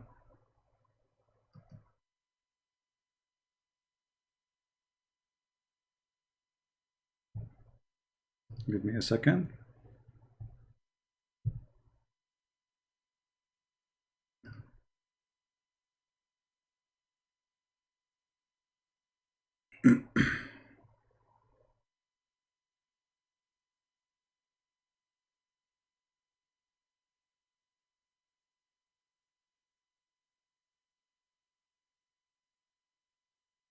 You see, in English, they take off all the interpretation. It's not there. I cannot find the story of Nabhan al-Tammar in the book here in the website. Let me see a different one.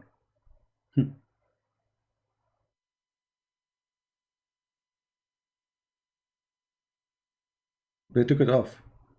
The guy, he said clearly, I did with her everything the man he do, except intercourse.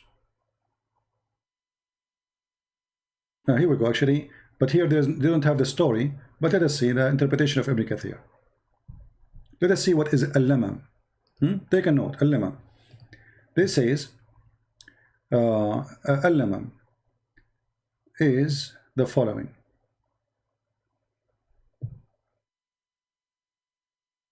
Commit zina by looking, the lips by kissing, and the hand by transgressing, and the feet by walking, and the sexual organ either materials or etc. by sexual intercourse. So if you have sexual intercourse, that will come from the adultery. If not, this is all is a lamam. Let us see different place.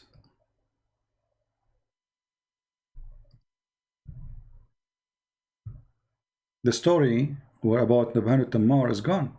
Nabhan al-Tammar, Tammar means the one who sold palm fruits. So a woman, she came to him and she said, I have You know, I want to buy like some fruit. So he said to her, go inside. I have, you know, a lot of fruit, better fruit inside. So she went inside and looked like she is a bad woman. So they start playing. Maybe let's see if we can get the book of Asbab al-Nuzul. All right. Maybe we can find a story here.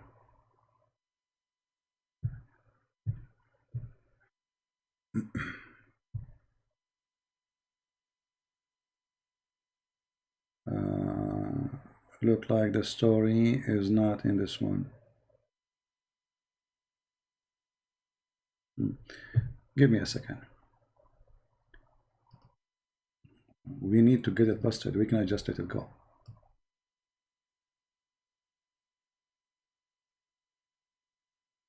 That's to show you how the English books does not present what is written in Arabic. It's totally different.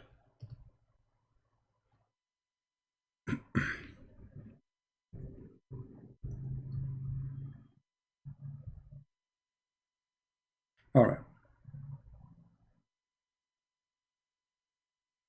This is Tafsir al-Qurtubi. It says here, إن هذه الآية نزلت في رجل كان يسمى نبهان التمار. This verse came in a person, his name is Nabhan al-Tammar, and he used to have a store where he sell fruit of palm tree. A woman, she came to him, and by the way, her husband was doing jihad. He's a Muslim, fighting for Allah, to come and to buy from him fruits. He said to her, oh, inside the store we have better than this. So she went inside, and then when she went inside, rawadaha, so he asked her to sleep with him, and then she refused and she left. This is here the story. And then he came to the Prophet. He said, let us see what happened. She refused what exactly? She refused to do intercourse, but he did with her everything. Read carefully. He came to the Prophet and he says, Ya Rasulullah, O Messenger of Allah, there is nothing a man does I did not do except intercourse, which means with this woman. Muhammad, he said, oh, maybe her husband is doing jihad, and this ayah came.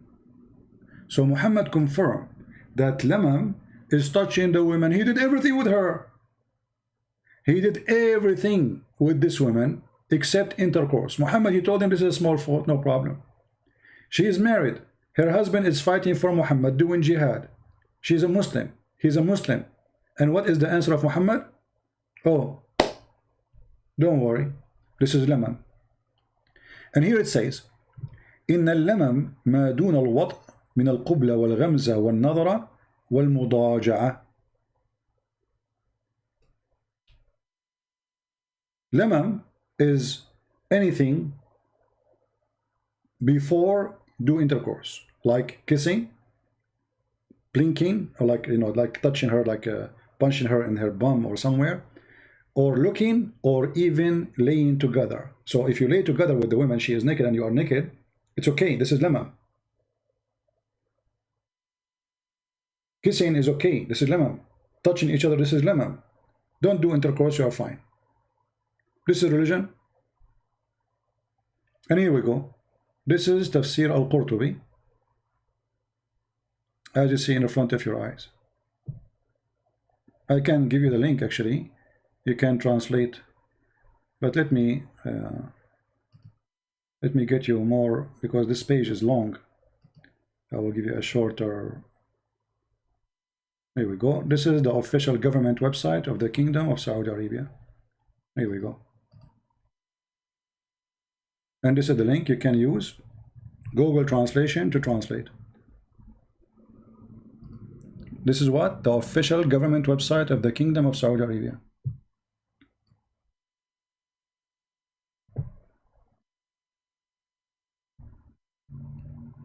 So if you compare what the Bible says and what the Quran says, you will notice that they cannot be from the same God. Which one in the Bible it says, you know, if it's better for you to take your eye away from going to hellfire? Even Muhammad, he confirmed, even the hadith, even the stories, that if the Prophet, his eyes fall into a woman, her husband must divorce her. If Muhammad, his eyes fall into a woman, her husband must divorce her. Let me find the reference.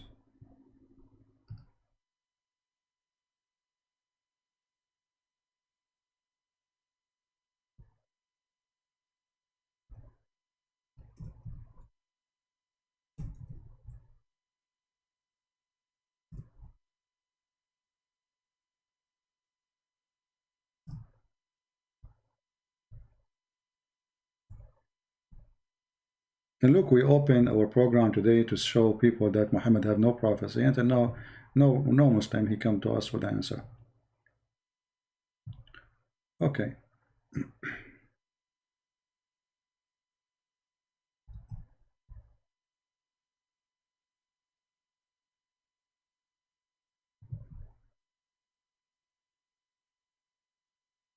Here we go. Here they are counting the privilege of Muhammad. Imagine the Muslims are proud about the privilege of Muhammad. Number 10, the privilege number 10. Actually, I will use Google Translation to translate. Number 10, if his eyes fall into a woman, eyes of whom? Muhammad, onto a woman, وجب على زوجها طلاقها. If a man, if Muhammad, his eyes fall into your wife, you have to divorce her immediately. Let us open it in Google browser, because I'm not using Google browser now, and use Google Translation. Does it say what I'm saying? Absolutely. Let us see.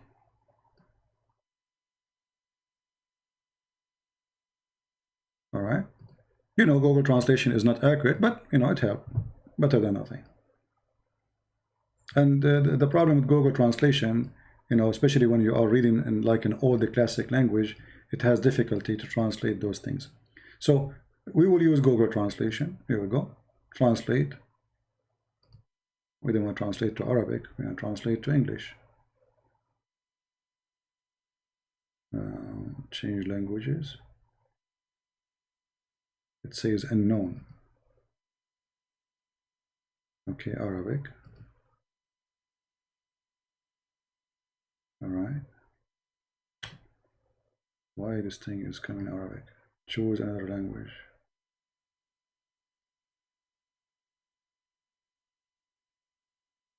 But it's not a change in the first one for me, which we need.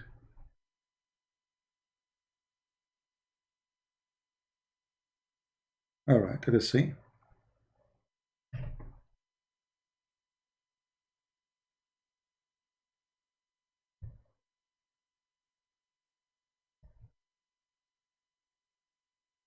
You read carefully, guys.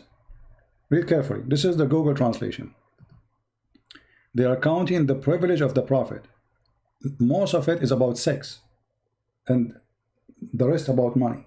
This is the privilege. You believe it? So look at this. The 10th privilege. If his eyes fall in a woman, her husband, he is obligated to divorce her, so the Prophet, he can if her, not marry her. Do you see it? This is a privilege of a Prophet? Are we making things up? This is the official government website of the Kingdom of Saudi Arabia. And this is the book of Al-Qurtubi. Interpretation, as you see in the front of your eyes. Chapter of Al-Ahzab, verse number 50. The Prophet have 16 privilege, and most of them is about his private part and about his pocket.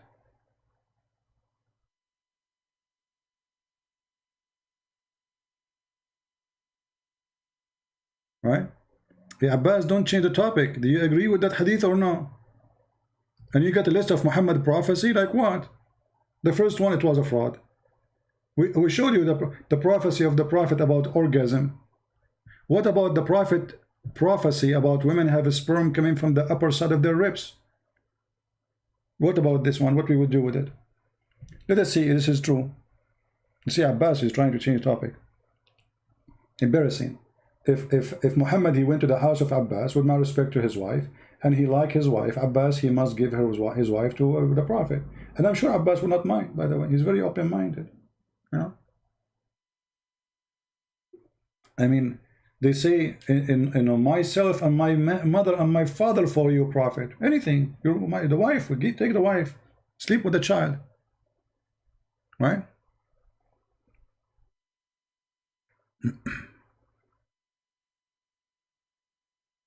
The video of Adnan Rashid.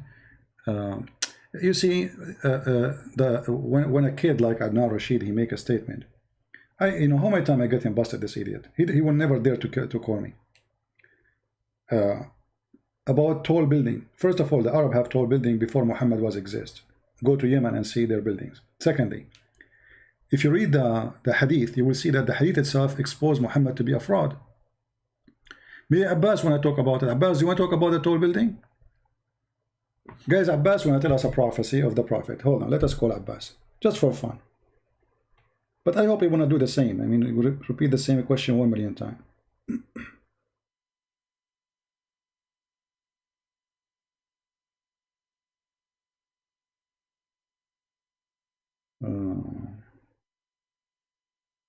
Dr. Yasir Qadhi added me in Skype.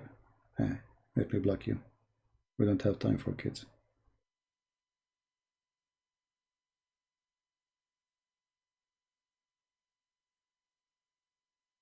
Mahdi, where is Alicia? Okay, Alicia, let us call Alicia. Alicia, she have for us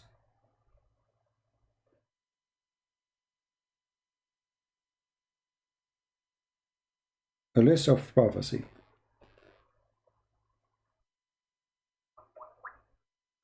Let us see what Alicia she wants.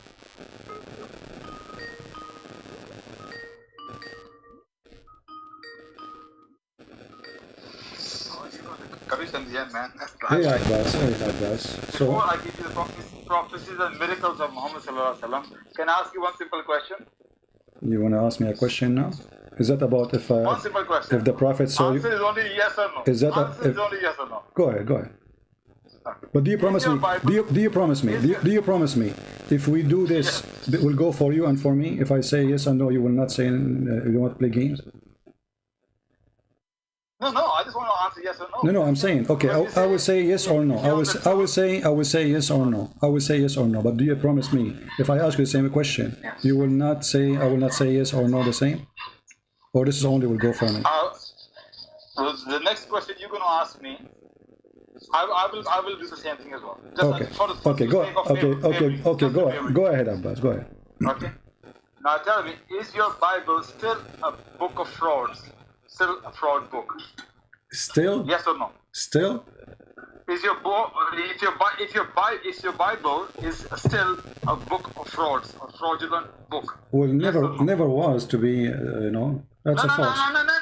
Answer is yes or no. The question is saying still. Well, still. You have to take the word still. You have to take the word still off the question. That's not the answer. No, you have to take the word still from the question, because if I say not still, that means it was a fraud. You see, Abbas, don't be a kid. Don't be a kid. If you're asking me, is the Bible is the book of a fraud? I say no, it's your Quran, and the proof of that, you're a prophet. Here we go. You are the one saying you are the one. I answered you. My book. No, my book is not the book of a fraud. And let me get you busted. Is it your prophet? No. Is it your prophet? I'm not changing your question. We are on the topic. I am not changing your question. Is it your prophet who took an oath? Is it your prophet who took an oath in my book? Shame on you. First of all, shame on you to say that my book is a book of a fraud when your prophet he took an oath in it. Did he? CP, that's not the answer. Answer is yes or no. This is the answer. The answer, my book never was a book of fraud. Hey, I'll give you the answer. Never was the book of a fraud. Answer is yes or no. Never was the book of a fraud. No, you need. You see, you are a coward. You are a coward. You are adding the word still. So if I say no, it's not. So you are going to say, oh, so it was a book of a fraud before. Now it's not. By adding the word still. It's a very stupid. You are just a kid. Abbas, did you a prophet? Okay, did you a prophet? I answered you. I gave you an answer. I said no. My book. Shut up. My book never was a book of a fraud. Now, did your prophet swear by it? You didn't give me the answer. So I gave you. It was only yes or no. Did your prophet swear by the book which you call a fraud? Yes or no? Did your prophet swear by the book you call a fraud? If yes, that means he's a fraud. Thank you. Go ahead. How you answer this? No, he didn't. He did. No, he didn't. He did. The hadith in front of you. Here we go. No. The Hadith hadith. is Hassan. It's not authentic. The hadith. Oh, Hassan is not good now. What Hassan mean? No, Hassan Okay, is doubtful. one of the grandsons of your prophet, his name is Hassan. What Hassan mean? No, when it comes to hadith, Stupid answer. What the word Hassan mean? The name of the grandson of your prophet, his name is Hassan. What Hassan mean? Hassan in the name. What's mean? What do you mean? Okay, what Hassan? Why do they call him Hassan? What does that mean? Good, isn't it? It's good. It's good? Hassan is good. Yeah. Okay, so what's the problem now? Guys, it's good. The hadith is good. So what's the problem?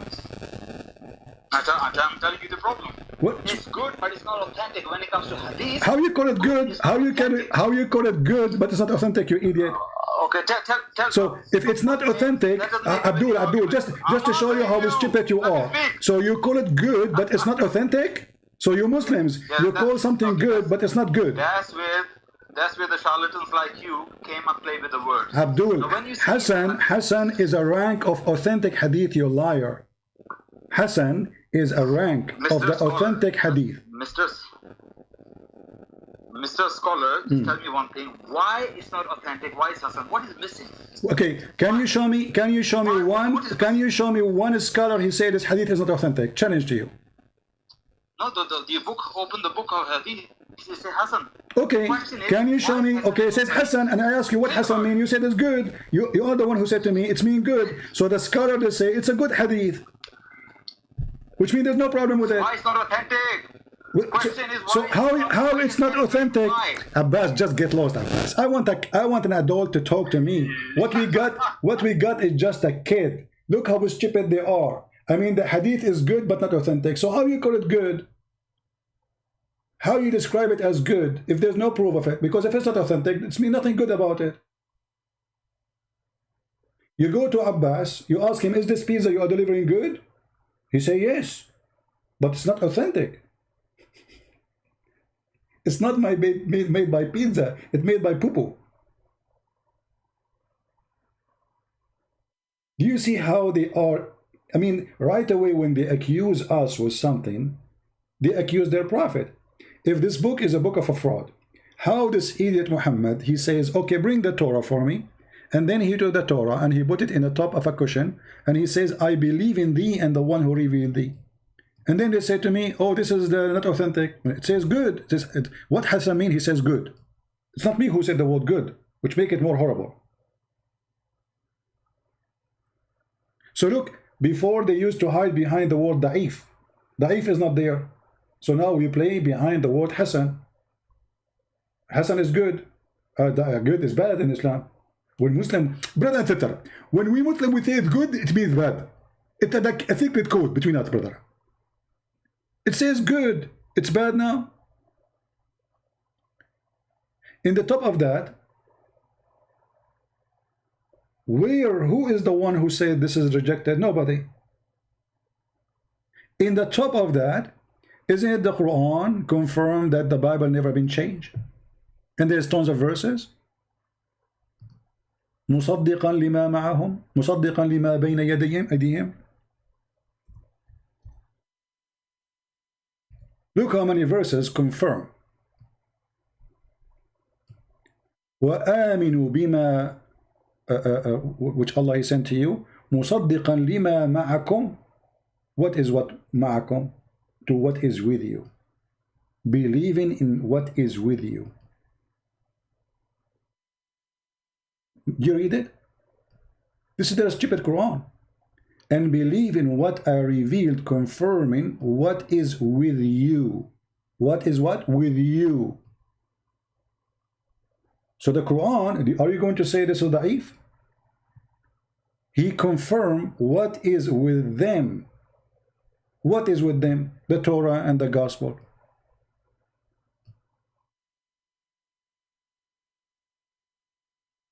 Abbas, read the science of the hadith. You are the scientist. You are the one who gave me the answer. Isn't it you who said it's good? Guys, Abbas is saying to me, read the science of the hadith. Science of what? You Muslims have no science about anything. You have science of urine. You have science of poo-poo. You have science of shaving underarm. Science of shaving your private part. You have no science. Al-Khomeini, he made fun of the Muslim Sunni. He says, لديهم تضخم في فقه المراحيض. They have a huge library in the science of a private, of bathroom, which means private part.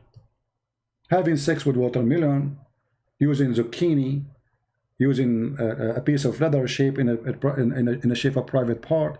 That is your science. You as a Muslim Sunni. And now you are asking me, read the science of it. Isn't you who said to me it's good? I said to you, what Hassan mean? I said it's good. So it's good. What I need more?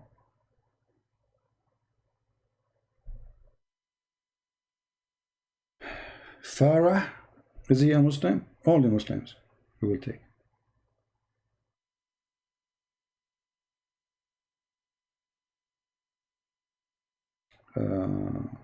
Where is Farah? I don't see it. Let him text me.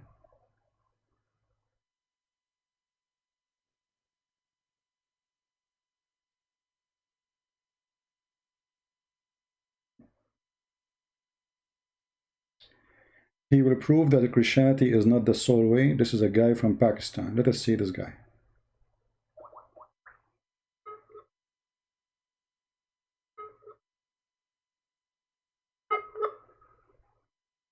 We have a Pakistani boy trying to compete with Alicia.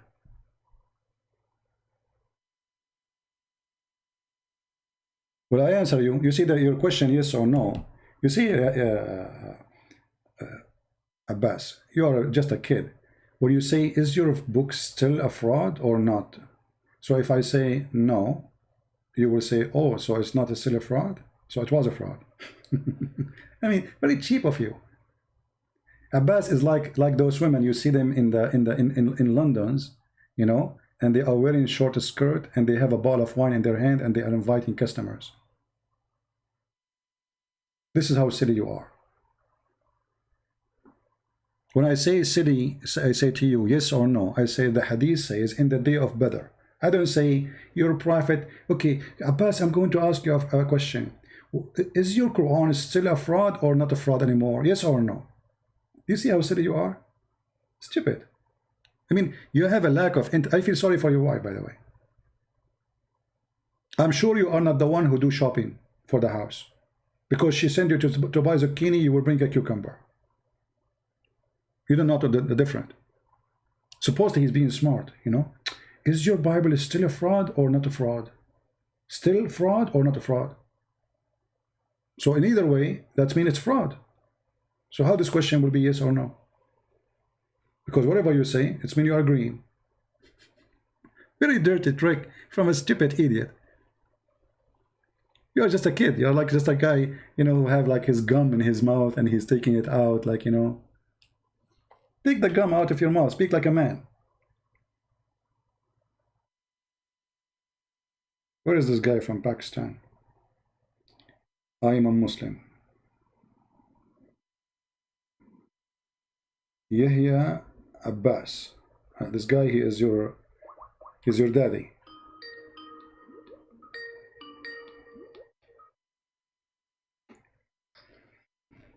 Yes, my friend, you are live on air. What do you want to say to us, Mr. Muslim? Hello? Yes, Mr. Abbas, what do you want to say to us? Hey, how you doing, man? I'm a big fan.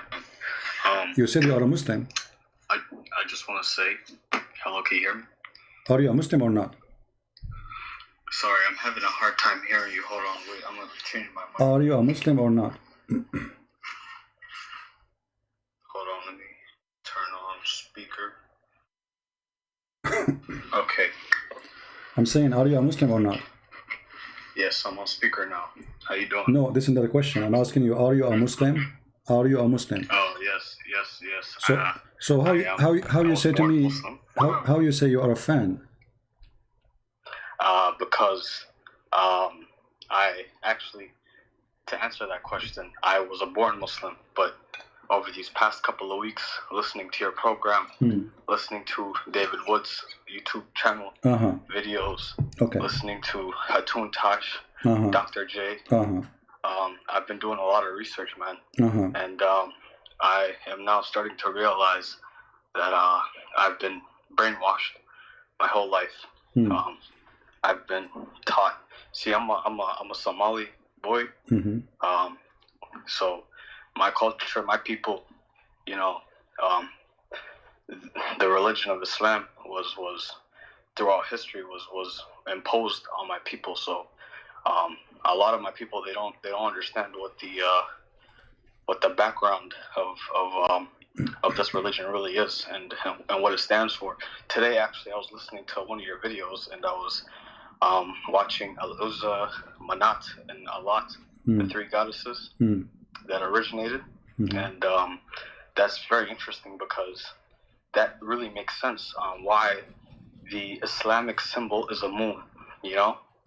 I've always wondered that, but nobody answered that question growing up. So I'm a fan because from this moment on, I wanted to let you know on your show, I am not a Muslim. All right.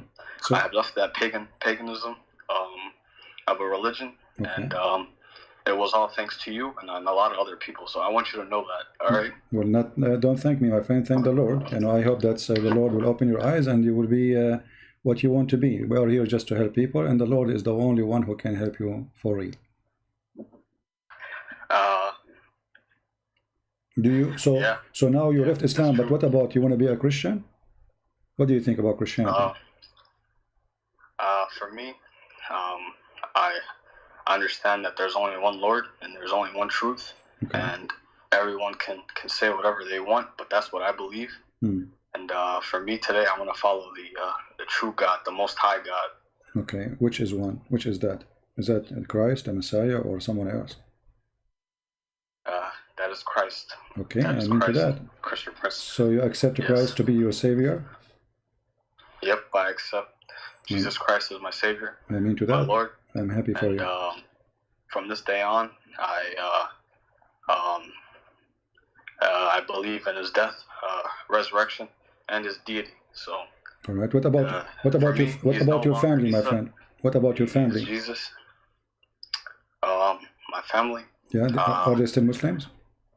My family are still Muslims. Yes. Are you trying to explain to them? I mean, did you start or not yet to explain to them that Islam is false? I haven't spoken to my family yet, but I am planning on speaking to my mother. She's the religious one in the family. All right. So, you know, for me, you know, in our house, I grew up without a father, so I'm not really close with my dad. He's also a Muslim. All right. But my mom, my mother, and my brothers, I feel so bad because they're asleep to what they're actually worshiping. They don't really understand what it is, and I don't want to say that my family's ignorant, but in this case they are. In terms of what they're following, they don't really know that. You know. Do your mother speak English? A couple of months ago went to. Yeah. Do your mother speak English?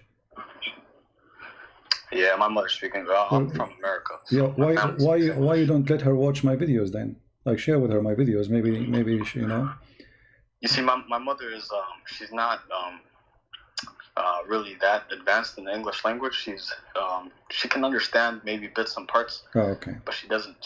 Her native language is Somali, and that's what she can read and write. Well, maybe then this is where you need to be involved, to explain to her slowly, you know, show her like mistakes in the Quran, stupid things in the teaching of Muhammad, and then slowly she will leave. Yeah. You know, step by step.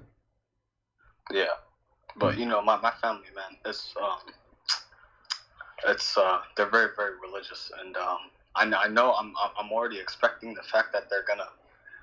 I live on my own right now. I prepared for these upcoming moments. I moved out of my house a couple of months ago, so you know that way I don't get thrown out. You know, once they understand that I'm not practicing, you know, Islam anymore. So I'm doing little by little. So I'm still doing my research. I'm still gathering up information. You know, and that's the goal. My goal is to bring my family out of the pit pit that is Islam.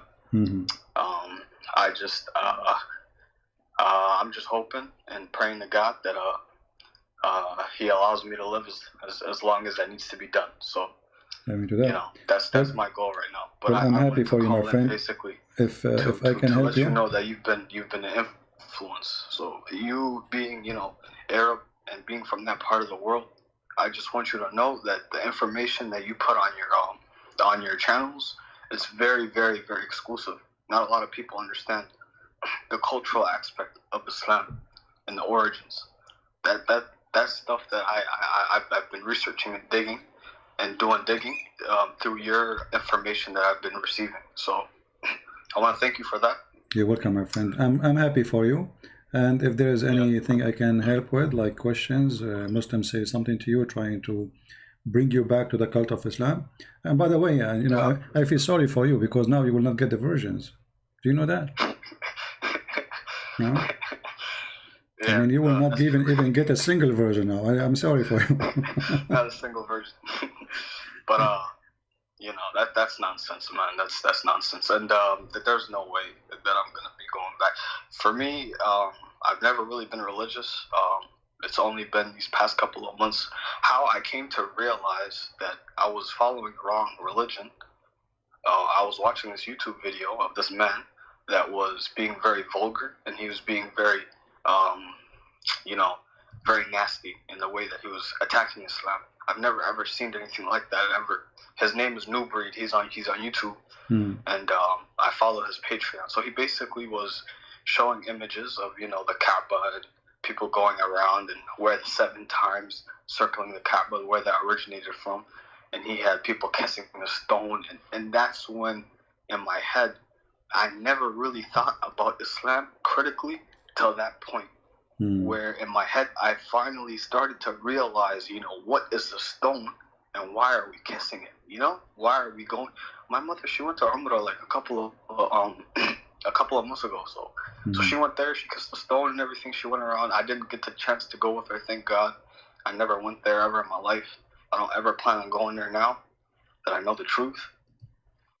But yeah, man, it's been an interesting couple of months. Well, I'll tell you that. But I'm glad that I'm not following that anymore.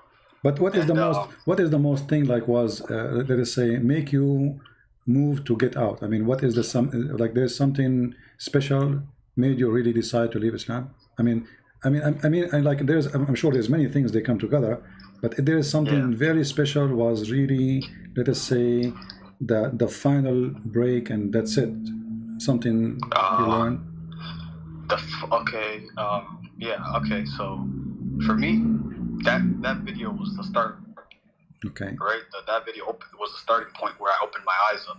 So from that point, before that, I never critically thought about Islam. I never criticized it because it's taboo. The Islam. Yeah. That means you're weak in faith if you question your own. You know what I mean? So I never did that. But that was the first moment. The second big thing that changed my mind was the preservation of the Quran. That was a lie, big lie, big fat lie. The Quran, the Uthmanic Quran, we don't even have those manuscripts. But Mimi Hijab did not help you to stay in Islam, like he could not. My friend. I used to watch Mohammed Hijab videos. That's why it's so funny. He's a kadhab, and he's a big time deceiver. So I've came to realize that. What do you think? When you were a Muslim, and Muhammad Hijab, he made the video saying Christian Prince is a sexual predator because I was saying to Muslim women, suckle me. Did you see that part? Mimi Hijab did. Yeah, I saw that. So what do you think about that part? Because he cut my video, and the story is different. The woman, she was saying bad things about Jesus, dirty things, and then I said, well, it's your prophet who said that. So what do you think about such a fraud who changed the story to make it the opposite? Hey man, that's what he does, man. He's a hypocrite, and that's what I honestly think of the whole situation. Is he's hypocritical for that, and for them, they don't have any real basis, what I came to realize is the Muslims, especially even the scholars, by the way, Zakir Naik is one of the biggest fools I'm coming to realize right now, just going through his videos and stuff. You feel me? But Muhammad Hijab and those guys, man, they need to muster up some sort of argument in order to refute back, and they do it through deception, they do it through flipping your words, and they do it through changing the context in which they are referring to. They use many tactics, but it's very deceptive. And now even he did editing to the video of his teacher. Even his teacher, he did editing to his video. Yasir Qadhi is his sheikh. Always he interview him. He asked him what to do. Yeah, suddenly he said something, and the Muslims went crazy, and now they are editing his video, taking off what he said. They are ashamed of it, and now they are waging war on him. They will say, "We will refute you." Exactly. Yeah, he took off. I saw how he took off the last 30 minutes of his interview, where they're and I found that clip on Yasir Qadhi's channel. Yeah. I found that on his channel, and that's when I started questioning the preservation of the Quran. That video made me realize. So we can say that Muhammad Hijab, he helped you to leave Islam in this way, because if he did not ask that question, and he insists, you notice, he want the answer, like the guy he was trying to avoid says we should not talk about this in public, but Mimi, he insisted. So you should be thankful for Muhammad Hijab to leave Islam, not me. Absolutely. Oh yeah, I saw that video too, Speaker's Corner, where he told everybody, let's leave after Hatun Tash and Dr. J were exposing them with the many different types of manuscripts of the Quran that they found. The different Qurans. Yeah, I saw that video too. Yeah, I saw that. Man, that they do a lot of that stuff. That's not surprising to me, for me. Yeah. But those were the main two reasons why I left. You could also say the character and the moral example of Muhammad. Man, there's not a person in the history of the world that has been lied about more than Muhammad. But Muhammad, he have a good character actually. He is very much like like the Pirate of the Caribbean, Jack Sparrow. Jack Sparrow. You're hilarious, man. That's good. By the way, somebody saying that there is a Somalian Christian TV, so you need to search it so you can watch it if you like. Somebody is saying in the text. I've seen that. Yes. Right. So I follow them too. That really makes me smile, because that shows me that there's hope for my people, and ultimately I can help people in the future. But first, what I need to do is learn. I need to learn more about this religion so I can start exposing it myself. I was very, very angry when I figured out my whole life has been a lie. Very, very angry. So I'm going to direct that energy into learning and becoming a weapon against Islam. Hopefully for the future, because it's a dangerous religion, man. Yeah, it's a dangerous ideology. Yeah, we hope you will be able to help your people first, the Somalian people, because you speak their language, and you can help them better. Yes. All right, my friend. Anything else you want to add? No, nothing else. All right. I'm so happy for you. Thank you so much for giving me the chance to speak. You're welcome. And I'd also like to say that hi to everybody else in the chat for helping me, because I didn't know how to call in. They told me that I had to go through Skype. Well, next time don't use Skype. You need to send Jibril. He will squeeze me, and he will go back and squeeze you, and then we'll be connected. Because this is how Allah He connect with His people. He squeezed them. He squeezed them up. He opened. I will knock him out like Moses. He opened the line. He opened the line by squeezing. This is, by the way, I'll make sure to remember that next time. I'm surprised that the Muslim, they did not claim that 5G started by Jibril. He squeezed, because 5G squeezed you. Right, yeah. All right, my friend. Thank you for calling. God bless you, and God bless your family. Take care. For sure. God bless you too, man. Bye-bye. Thank you. All right.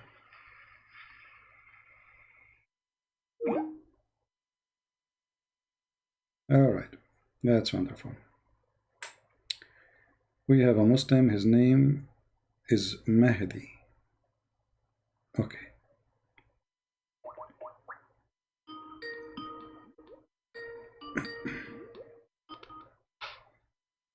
Hello? Allahu Akbar. Allahu Akbar.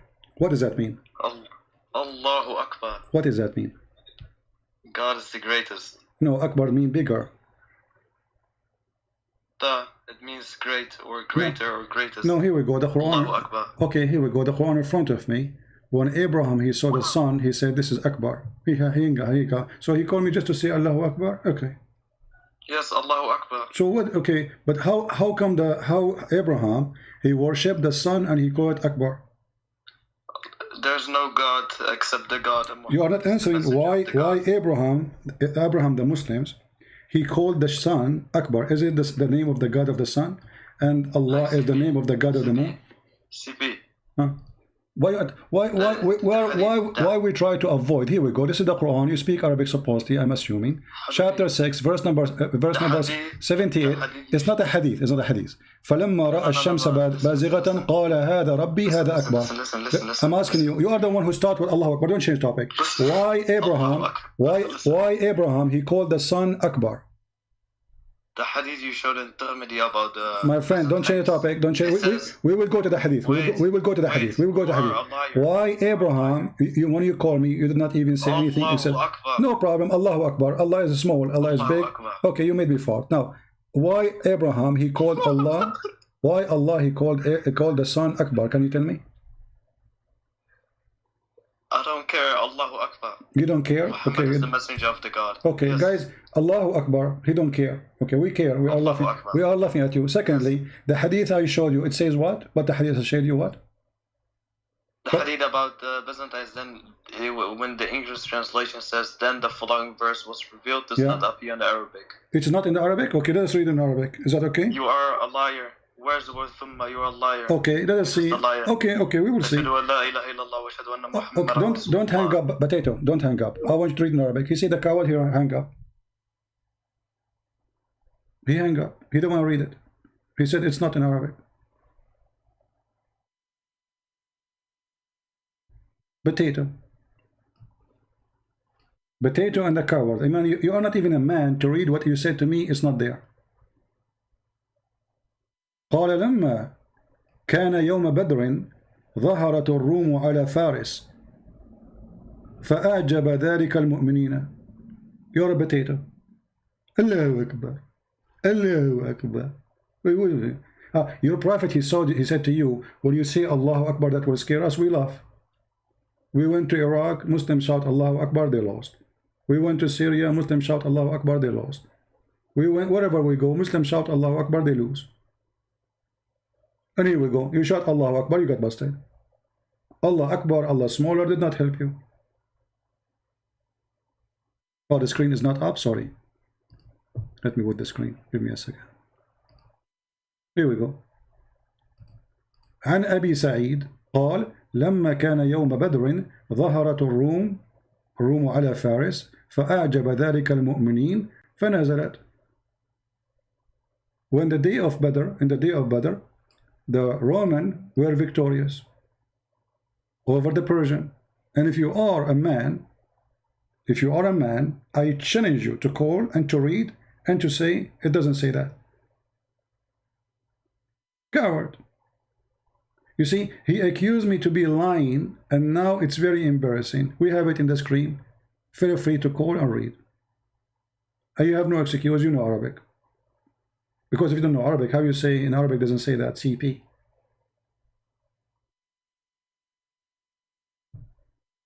So, look what happened now. You said Allahu Akbar, we got you busted in two things. Allah is the name of the moon god. Akbar is the name of the sun god. Allah Akbar is the moon sun god. They merge together. Muhammad, Muslim, they believe in Tawheed. What Tawheed? Tawheed is unifying gods. Tawheed is not oneness of God, is unifying God. This is what Islam, religion of Tawheed. Tawheed is a word, mean unification.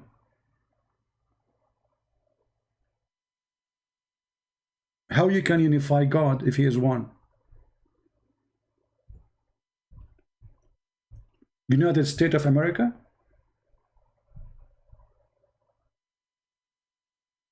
Even the Muslim translation, they translate the word Tawheed as the unity of Allah. how you can make unity of Allah. Do you see it? This is your translation. Unity of Allah. If Allah is one, how you do unity of Allah? So what I will do now, I will call Akbar, I will call Allah, I will call his daughters, and we will agree to make unity. Please don't make a fight. Let us make a unity of Allah. Hang up. People are laughing at you. Allahu Akbar. Allahu Akbar. Allahu Akbar. And don't forget to bend over, by the way, and shaitan take care from your bum. Do you know that?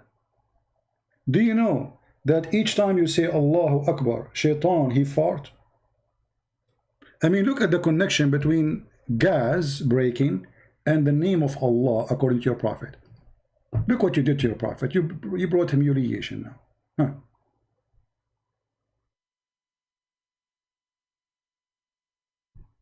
Is that your prophet saying that each time you say Allahu Akbar, shaitan, he fart?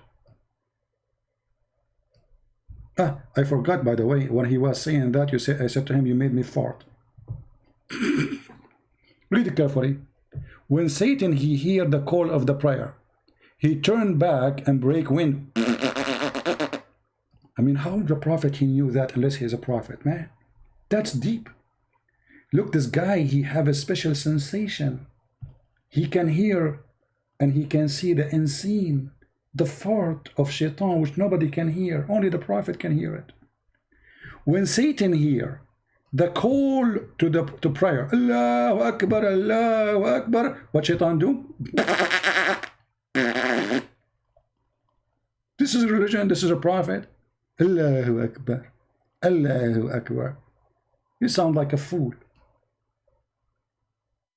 How in the world a man, he claimed to be a prophet of God, he says such a stupid statement?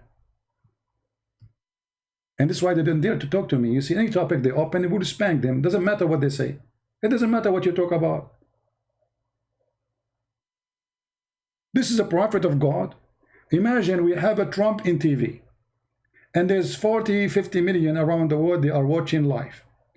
And then he said, Trump, he says, when Satan, he heard the call of Allah, Satan, he fart. How many people will die laughing at Trump?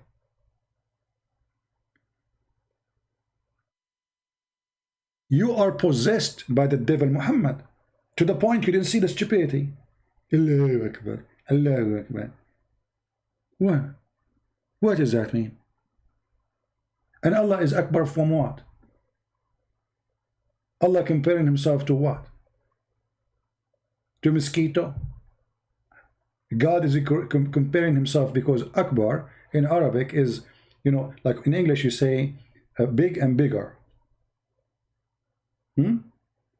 So Allah is bigger. Bigger from what? The answer is very simple. They used to worship idols, and the idol of Allah is Akbar, which is the moon and Allah having sexual intercourse together.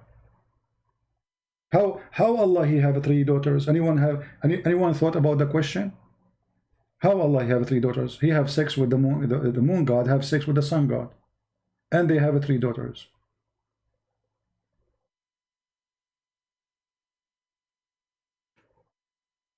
Did you ask yourself, the Arab, they were worshipping the daughters of Allah? Where Allah got his daughters from?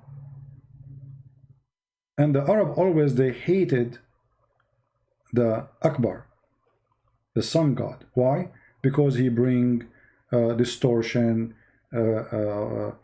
drought, no rain, no water, grass die, animal die, heat.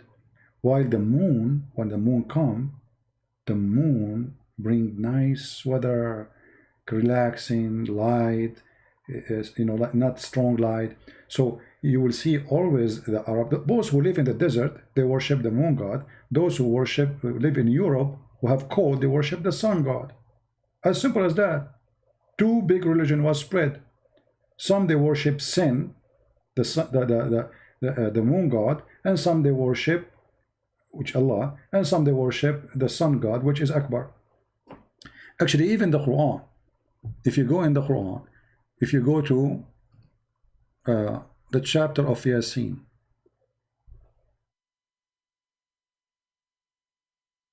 Yasin. Okay, what does that mean? What the heck is that? Muhammad praising the moon god.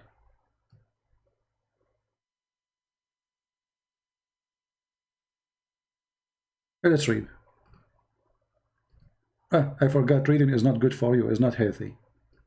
Look at the Muslims, guys, how to explain something in the Quran. Yasin. Allah knows best about what the meaning of those letters. Do you see the stupidity? So your prophet, he did not tell you what he mean by sin. He did not tell them. Why? Because he's a thief. He was stealing from the book of Waraq ibn Nawfal, who is a fraud. And he was mentioning great, you know, he is grateful for the moon god. Sin. Search right now in Google, who is Sin? Sin is the moon god. Ya is a word mean God. Sin is the name of the god.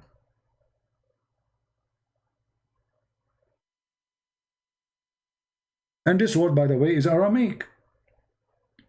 So why Allah, who is speaking to you in Arabic, as the Quran says, he say Ya, Sin, and both of them, they are not Arabic.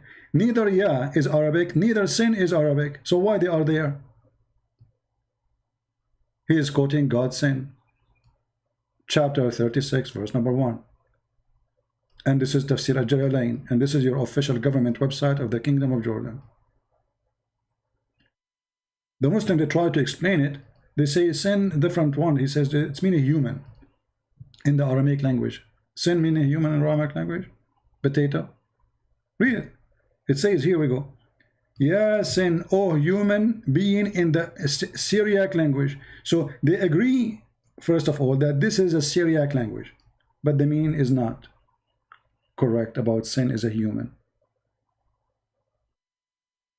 But they admit that this is a Syriac language. No, chapter 36, verse number 1. 36, verse number 1.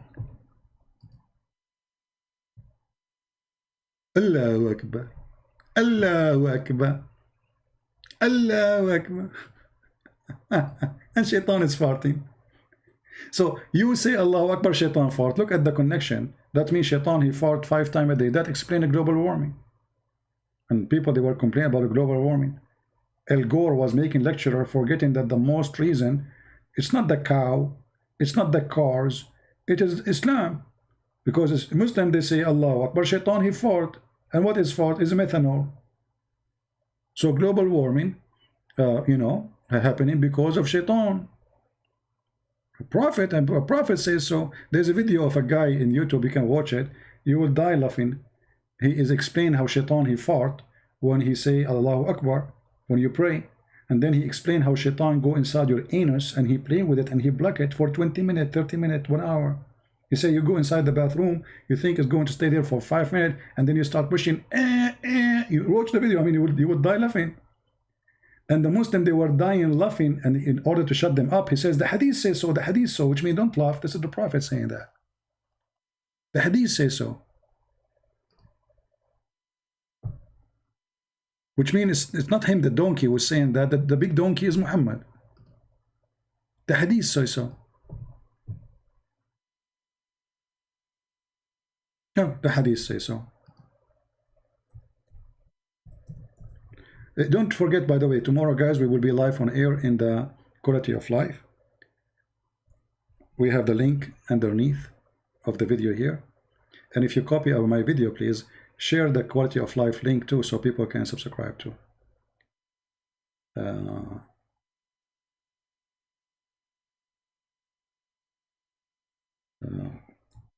Let us see. Here we go. This is the video. I was looking for it. Satan, Islam, Satan fought. I think this is my video, but maybe you can find the original one, where this is in Sucre Studio. This is another one, when Satan fought. Satan fought. Oh boy. And you know, the Muslims, actually this is here, this one here, have the whole video, I think. This guy explained to you how shaitan fought, which, by the way, proven to be scientifically true. I mean, it's obvious. I mean, we cannot prove, you know. Scientists from around the world, they confirm those things. And look at this guy here. He's explaining to you breaking wind during the prayer. This is Islam. They focus on stupid things. Who is God? What God is about? No. You know, breaking winds. I mean, imagine Muslim, they pray their head facing the ass of the one before them. And then you fart. Satan fart. Let us show you how shaitan fart.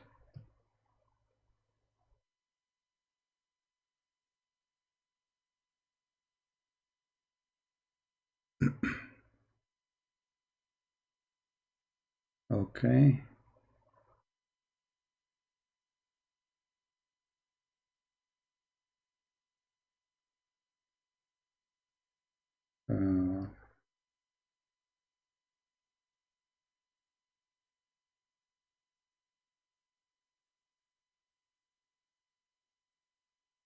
Wisdom.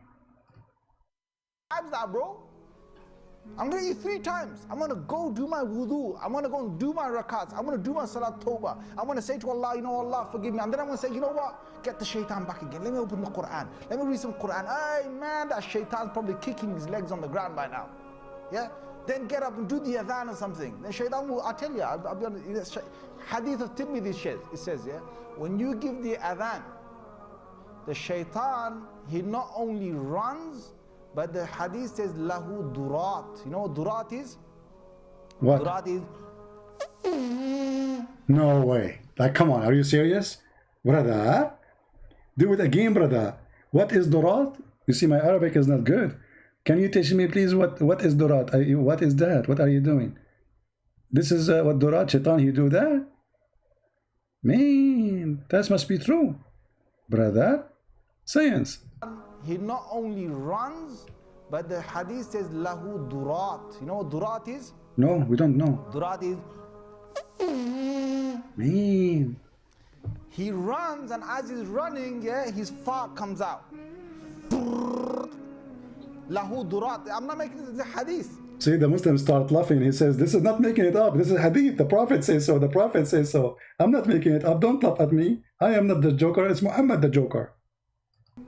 So that shaitan made me do sin? Get up. Yeah, just get up. Just give the adhan. Right? That shaitan, you're gonna make him leak some serious gas. You are going to make the shaitan leak serious gas. What is the guy? Allahu Akbar. My friend, let me say to you, Allahu Akbar again. Allahu Akbar. Shaitan, he leaks serious leak. And what is it? Gas? Do you think we can fix his radiator? What I say stupidity is amazing. I mean it, you know. Yeah. Let us skip a little bit. Where he talk about you going to the bathroom. What the deen is about. See, now he is going to explain to you what Islam is about. What is the deen? Deen means religion. What the religion of Islam is about. Listen. The deen is about getting the shaitan away from you. So, you know, you go into the toilet, you know, Bismillahi Allahumma inni a'udhu bika min al-khubuthi wal khaba'is. So, Allah protect me from these devils. You go in there with your left foot. The left foot you went in, you get a reward for that. The dua you said, shaitan will not see you. You're in the toilet, shaitan can't see you anymore. Brother, carefully, brother. If you go inside the bathroom and not entering with your left foot, and without saying that prayer, shaitan can see you. And what shaitan will do to you now? If he can see you, he will tell you. But if you say this prayer, shaitan, he cannot see you, brother. You have to say this prayer and you enter with the left foot. Superstition religion. Stupidity. So you have to enter with the left foot and you have to say a certain prayer. أعوذ بالله من الخبث والخبائث. If you do that, shaitan, you become invisible. Do you think we can do that in a bank robbery? They can't see us. So Allah protect me from these devils. You go in there with your left foot. The left foot you went in, you get a reward for that. The dua you said, shaitan will not see you. You're in the toilet, shaitan can't see you anymore. That's in a hadith, right? If you don't say the dua, If you don't say the dua, what happens is the shaitan not only comes inside, but the hadith of Tirmidhi says he plays with your bowels. Oh boy. This is what happened to Abbas every day, because I assure you, Abbas never said that a prayer before he entered the bathroom. Neither him, neither his wife, neither all his family. Abbas, I want you to be a witness. Do you feel anything when you enter the bathroom without saying this prayer that shaitan is playing with your bowels? Abbas, be honest. What, the guy who said Allahu Akbar, do you wanna witness that this is true? Do you feel anything really? Shaitan, he go inside your bum, inside your anus? Will not see you. You're in the toilet, shaitan can't see you anymore. That's in a hadith, right? If you don't say the dua, if you don't say the dua, what happens is the shaitan not only comes inside, but the hadith of Tirmidhi says he plays with your bowels. Oh boy. He plays with your bowels. So you're inside there, you think. And look, he's explaining to you, and you look down at his bum. He play with your bowels. He play with your bowels. He play with your bowels. Not only his inside where? Inside your anus. He go inside your anus and he play with your bowels. Did you hear it? I mean, this is what they teach in their mosque. And then you wonder why somebody want to do suicide bombing? If people listen to this and they believe in this. So what we are talking about? He play with your bowels. Shaitan, he go inside if you don't say that prayer. Well, Muhammad, he spent 40 years of his life, wasn't a Muslim. That means Shaitan was playing with his anus for 40 years. I mean, Muhammad, you've been really screwed, literally. 40 years Shaitan playing with your anus. And Allah did not send you the prayer to say how to protect yourself. What is that prayer? Is Ali Baba open the cave? If you don't say the dua, what happens is the shaitan not only comes inside, but the hadith of Tirmidhi says he plays with your bowels. He plays with your bowels. So you're inside there, you're thinking you're going to be out there in 5 minutes. He's taking you 20 minutes and you're still not halfway there. You know why? Because shaitan is going, ooh, la la. See, the hadith told you, the hadith says to us. You see, they start laughing, going crazy. So he want to tell them, don't laugh. Don't be stupid. The hadith told you, the hadith says that the Prophet says so. Hello? The Prophet says so. It's not me, it's the stupid. It is Allah, Prophet, the stupid. Look at this. I mean, how in the world this can be considered a religion for a second? You know why? Because shaitan is going, ooh, la la. He plays with your bowels. So you're inside there, you're thinking you're going to be out there in 5 minutes. He's taking you 20 minutes and you're still not halfway there. You know why? Because shaitan is going, ooh, la la. See, the hadith told you, the hadith says to us, he plays with your bowels. Seriously? He plays with your bowels. So you say the dua, Allah protects you. Right? You come out of the toilet, ghufranak, Allah forgive me. Even you have to say words after you get out of the toilet. Why? You have to say forgive me. Forgive me for what? For doing poo-poo?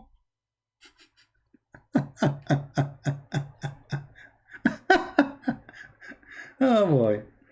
Stupidity again is amazing. What I can say more. Literally, what I can say more. Isn't it really stupidity is amazing? How in the world anyone can believe in such a garbage, how we can even call it religion?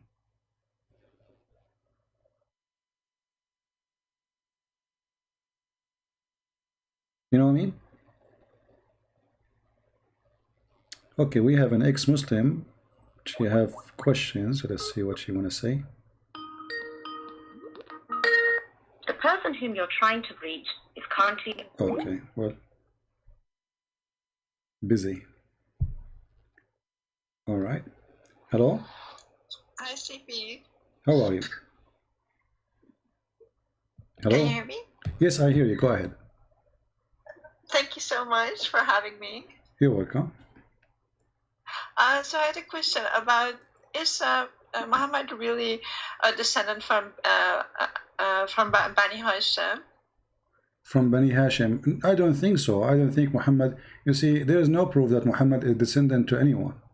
And I believe the reason, one of the proof of that, Muhammad's family themselves, they rejected him and they sent him to a Bedouin women in the desert and nobody wanted to have him. Can you show where, like with sources, please? Okay, let us see. Let us see. I was so happy you like took my call. Oh, you're welcome. You know, but sometimes because we say Muslims only. Yeah, it's so unfair, seriously.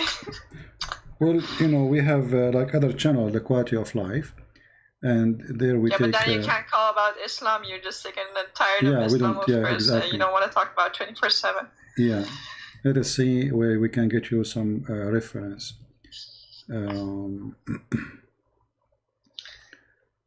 We will try to find something Muslims they agree with.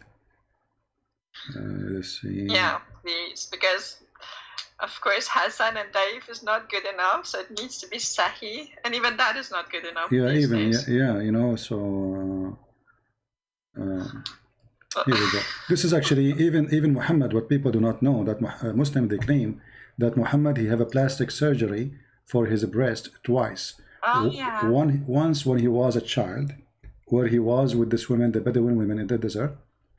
Let me see if I can find the hadith. If I can find the hadith in English.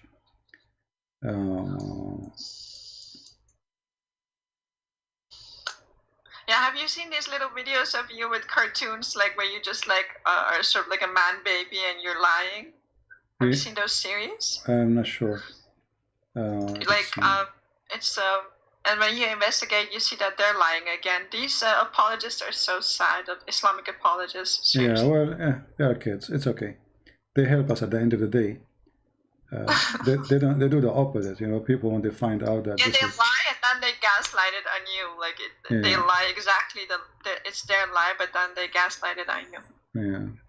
Let us see. So I'm really interested to prove that Bani Hashim, he's not it, because they say, well, he was a very respected, like rich man who was like known all over the place. And I remembered you saying that nobody even knew him, and also giving Khadija as an example, as in like even after she married 2 times and had so many children, her father was not like willing to give her away to a good-looking younger man. Yeah, because that's insane. Because you know, yeah, because a man who his daughter, she is married to many husbands before, she have tons of kids, and nobody will really marry her. I mean, even now, if you are a woman and married and you have many kids, you will have difficulty to find a man who will marry you.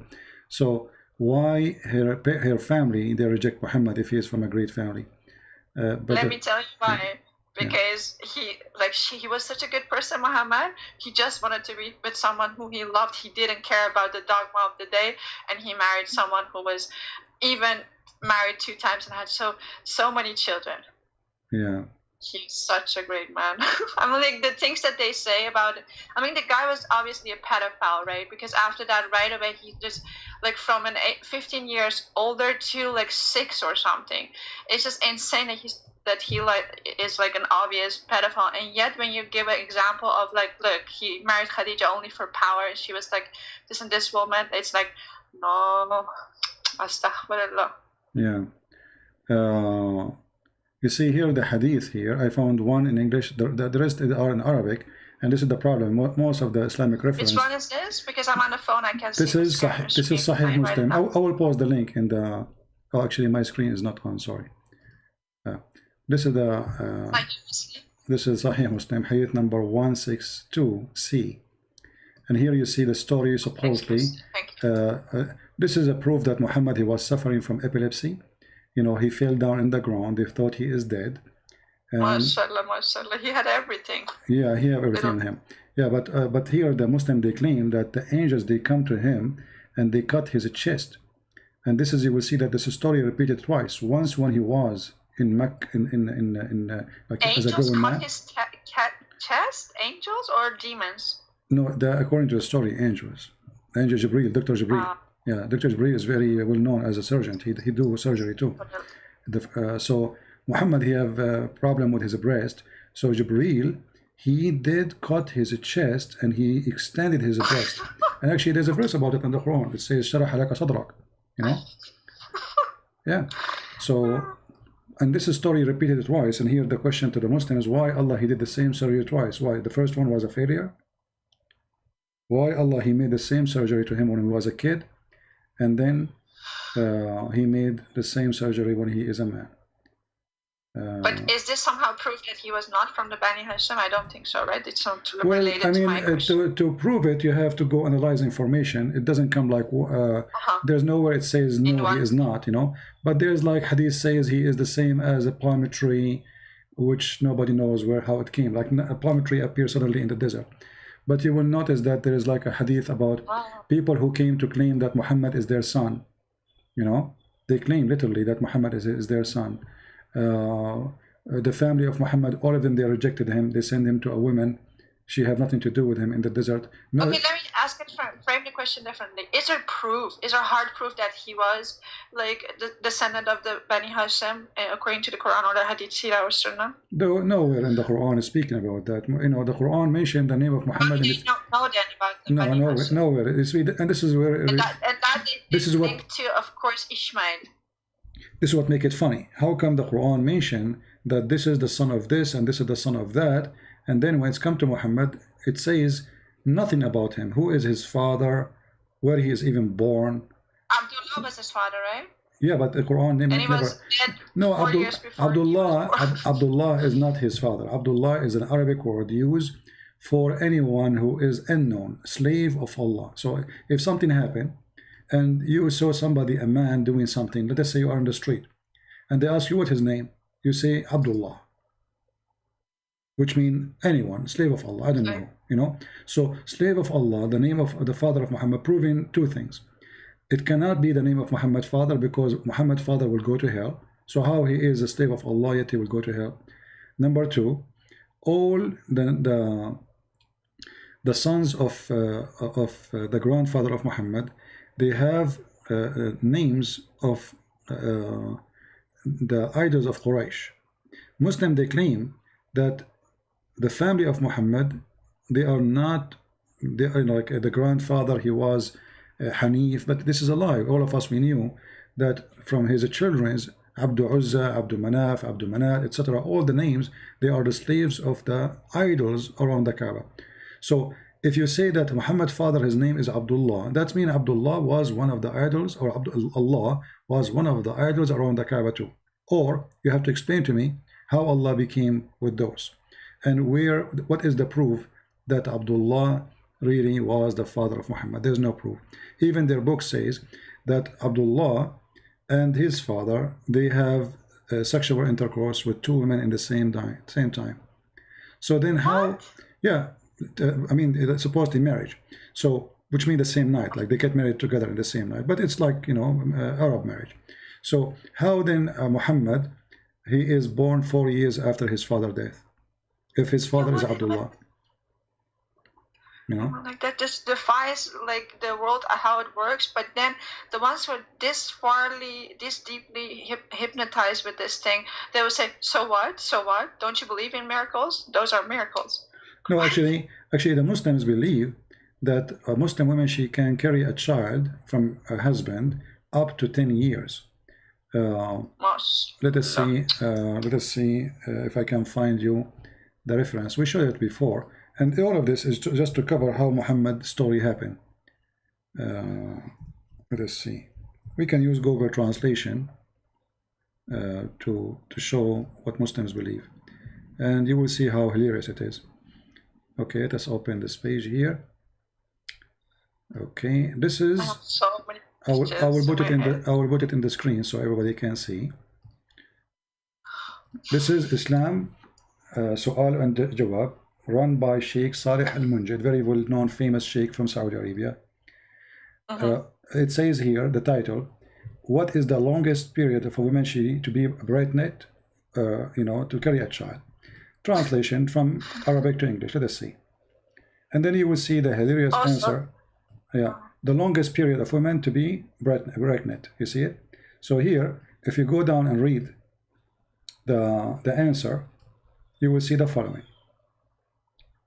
First, second, here they give you the opinion, because Muslims, they have many sects. So, depend in the sect, but all of them, they agree together that women, she can really, the normal thing is like 9 months, then 2 years, then 3 years. Look here, 2 years in the doctrine of the tap, this translation, which is not really good translation. 1 year according to etc. Muhammad ibn Abdullah al-Hakam. Then he says 3 years, which is saying of Layth ibn Sa'd. And then 4 years, which is the doctrine of Sufi.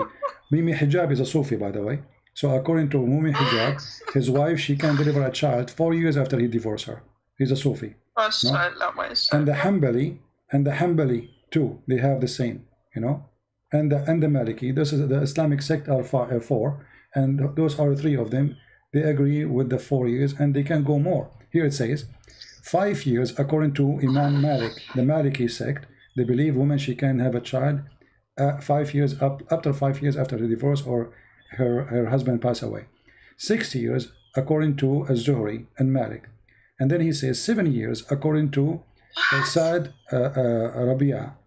And then it says, and this is the same version of Az-Zuhri and Malik. And then it says, and they really believe this. I thought they thought it was and miracles. There's no they limit. believe that this could actually biologically come to be. Well, this is what this is the religion. That's it. You cannot debate it. This is what they believe. And then even some of them, they say there's no limit, which means a woman, her husband maybe died 40 years ago. After 4 years ago, you know, she delivered a child, if this is possible physically, and she will claim that this is from her son. Actually, there's a woman in Somalia. They were going to practice Sharia law on her, and then the lawyer, he showed them the reference that a woman. So what? Because they took her to court. Because 2 years after her husband passed away, she delivered a child. So obviously she is doing illegal relation, you know. So they took her to the court, and then the lawyer, he showed them that according to Islam, a woman, she can deliver after 7 years. There's no proof that she is committing adultery. Use a purpose, then you know. So, if you define so he saved her. He the laws of nature. You can maybe use it in court. Yeah, that's the only place you can maybe abuse it. So he saved her from being stoned to death. Because Islam teaches women she can be even don't limit. There's no limit in some opinion. There's no limit. When woman she can, you know, there's no limit. She could be pregnant for 100 years. Yeah. Well, Subhanallah. Subhanallah. All right, my dear sister. I learned a lot.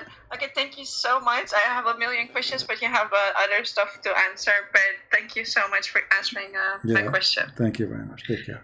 Bye bye. God bless you. Bye bye. Yeah, actually, I got to go soon. My room here is getting so hot, and I'm not putting the fan on me, so the fan will not hit the microphone. But I'm literally sweating. You know, I'm burning, very hot. We don't have the luxury. Anyway. So, as you see, guys, when we change Muslims to show us something real about the religion, there's nothing. It's an empty cult, stupid cult. Shaitan farting, Shaitan take care from your anus. I mean, imagine what kind of a prophet he says, Shaitan, he take care from your anus when you pray. I mean, what is that? Based on this, Abbas, he have no hair in his anus. Abbas, take a selfie for us. If Shaitan, he take hair from Abbas each time he pray, either Abbas, he is not praying, and that means he's a kafir, or Abbas is praying and should have no hair there. No hair. Because Abbas, not only he put his foot in his bum, in the bum of the believer, and he pull it out, and he will not stop until he make you fart, and he hear it and he smell it. This is what the Prophet said. Prophet of farting. Peace upon him. I mean, Muhammad, he have a specialty. You can tell his specialty is about farting. He have a lot of a specialty, a lot of skills, we have to admit. If Muhammad was exist today, we will open the university of farting and hair taken from your anus. I mean, this Shaitan is really evil. Why he's doing this to the Muslims? And those things happen only to the Muslims. We Christians, Shaitan don't take care from our, you know. So I say to Muslims, save yourself, my friend. Save your ass. Literally. All right, guys. Don't forget to download the video. It's going to take maybe 30 minutes before YouTube process it. Download it immediately after that. And in order always to be updated, like you might say, okay, where is the video? It's gone. The video you made yesterday. Subscribe to the channels. There's many channels. They have a huge subscribers. Even some of them maybe more than me. You can subscribe to their channels for they download my videos always. This way you support them. In the same time, you get the videos. And don't forget, tomorrow we will be in the quality of life. We will be live, and all Christians are welcome to call. The quality of life is an account where we use it only to speak about topic have nothing to do with the garbage of Muhammad. No Islam there, period. So the link is down in the info. Click in it, open it, subscribe to the other channel, and join us tomorrow. And we have a special topic there to talk about. There we speak about something real, something useful, something benefit you and your family and your children and your marriage and your whatever you have in your life, you know, not stupid stuff like Muhammad is speaking here. So I understand many of you here, they are coming because they want to laugh at the stupidity of Islam. But remember, Islam is a very dangerous cult. And because of Islam, you are spending billions of dollars in tax today from your pocket to secure yourself against the terrorism of Islam. Which means Muhammad, you like it or not, is impacting your life and your security.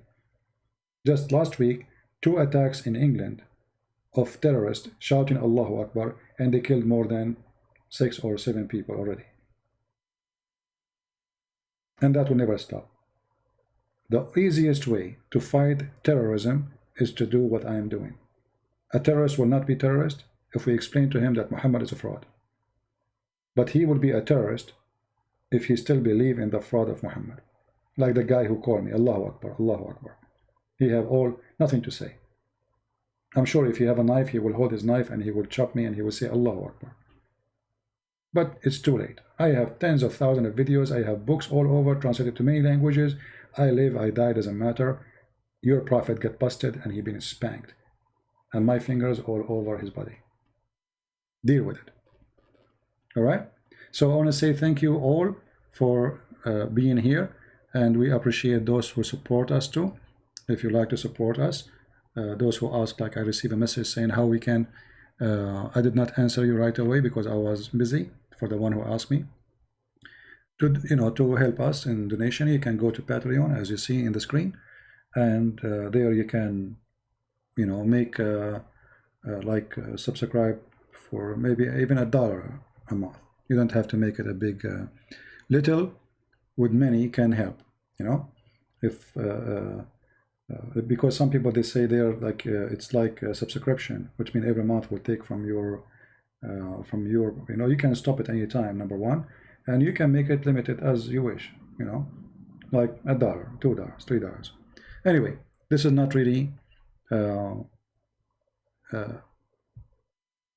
what is important. Important is if you really like to support us, is downloading the videos and translating my videos to other languages. Way more important than donation. Yes, we need donation, but translating my work to other languages is helping millions of people. It's very important. You do not know, you have no idea how much you are being helpful to Christian Prince by translating. For when you help me, you are helping the truth. I appreciate all those people who translated my books to many languages, and all of them, they did not get a penny, for free. Very beautiful people, very amazing people. And now we have our books translated even to Indonesian. We have to Spanish, we have to Portuguese, we have soon we will publish my book in Malay language, and soon we will be in the Russian language, and soon we'll be in the Albanian language. Just wait, we have a series of books will be launched, and all will be those books we are talking about, like the books, especially for countries where they are poor. Poor countries, I will not charge people for the books, because I know they are poor. They cannot afford it. Not because I'm rich or I have money, but because they are poor. For me, the Lord will provide, and always He provide. Doesn't matter how, He will provide. He never fail us. He never left us alone. So I will release a couple of books. I'm just busy right now with many things, and they will be for free in many languages for the poor around the world, so they can get and read and learn the truth about the garbage of Islam and the cult of Muhammad. And we pray that more people, they will help us to volunteer to translate so we can expose this cult. Like I wish we can get somebody translate to Chinese, Korean, you know, other languages. There's many languages we never heard of, right? So language is very important. Me myself, I don't speak English right now. With my funny English, I was able to do a lot of work serving the Lord. Thank the Lord for that. But if you don't have language, then how you can communicate? How people will know?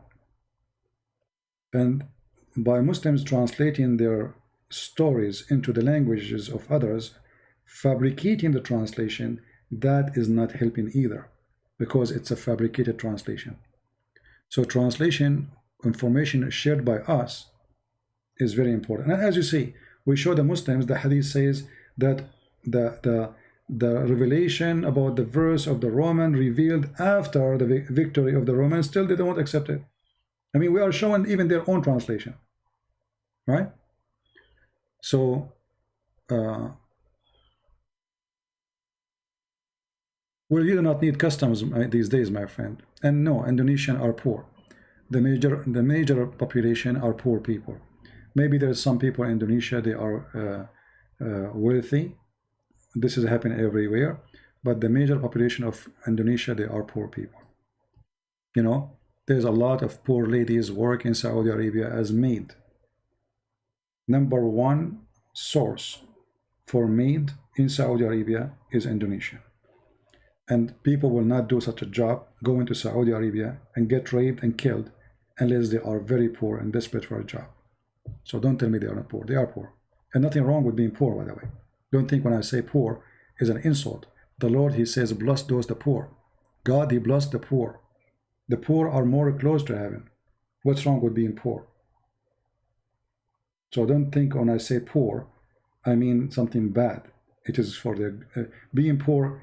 Always poor people are more loving people. You go to a poor person's house, he open his house for you, he will serve you anything he have. You go to someone is rich, he don't open the door. What do you want? Who are you? He's scared, terrified. What do you want? For sure, not all the rich people are the same, right? I'm not saying all the people are the same, but it's reality. You go to, you know, I went like to many countries around the world. They don't even have a door in their house. They see somebody is a foreign person, they welcome him, welcome, get in. You know, I mean, they have nothing actually. Those they are really, they have nothing. They have nothing even to sit on. If you see how they welcome you, you will not believe it.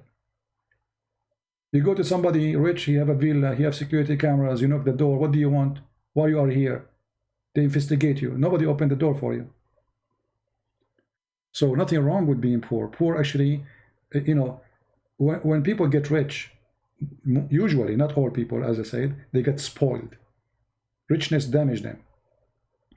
They became away from God, away from reality, away from that we are not going to take anything with us. So they became so much attached to that Jesus said in the Bible that the heart of the man is where his treasure is. Where is your treasure? If the treasure is money, this is where your heart is. If your treasure is God, it's with God. The poor guy, he don't have a treasure of money. He have his heart. He have his welcoming. He have his smile. And even with his little treasure, which is nothing, maybe a piece of bread, still he will share it with you. And he will be happy to do so. Right? So, it's very important to help the poor. For the poor, they deserve our help. And the Lord himself, he was not walking between noble people. You know, the one who was the disciple of Jesus, they are fishermen.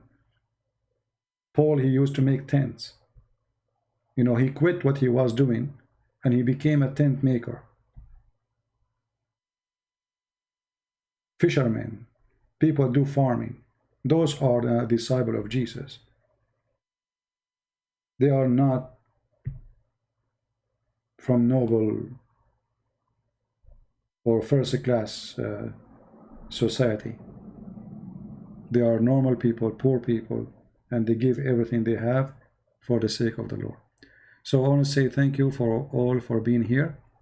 And remember always, people, they throw rocks at you for you have fruits in your tree.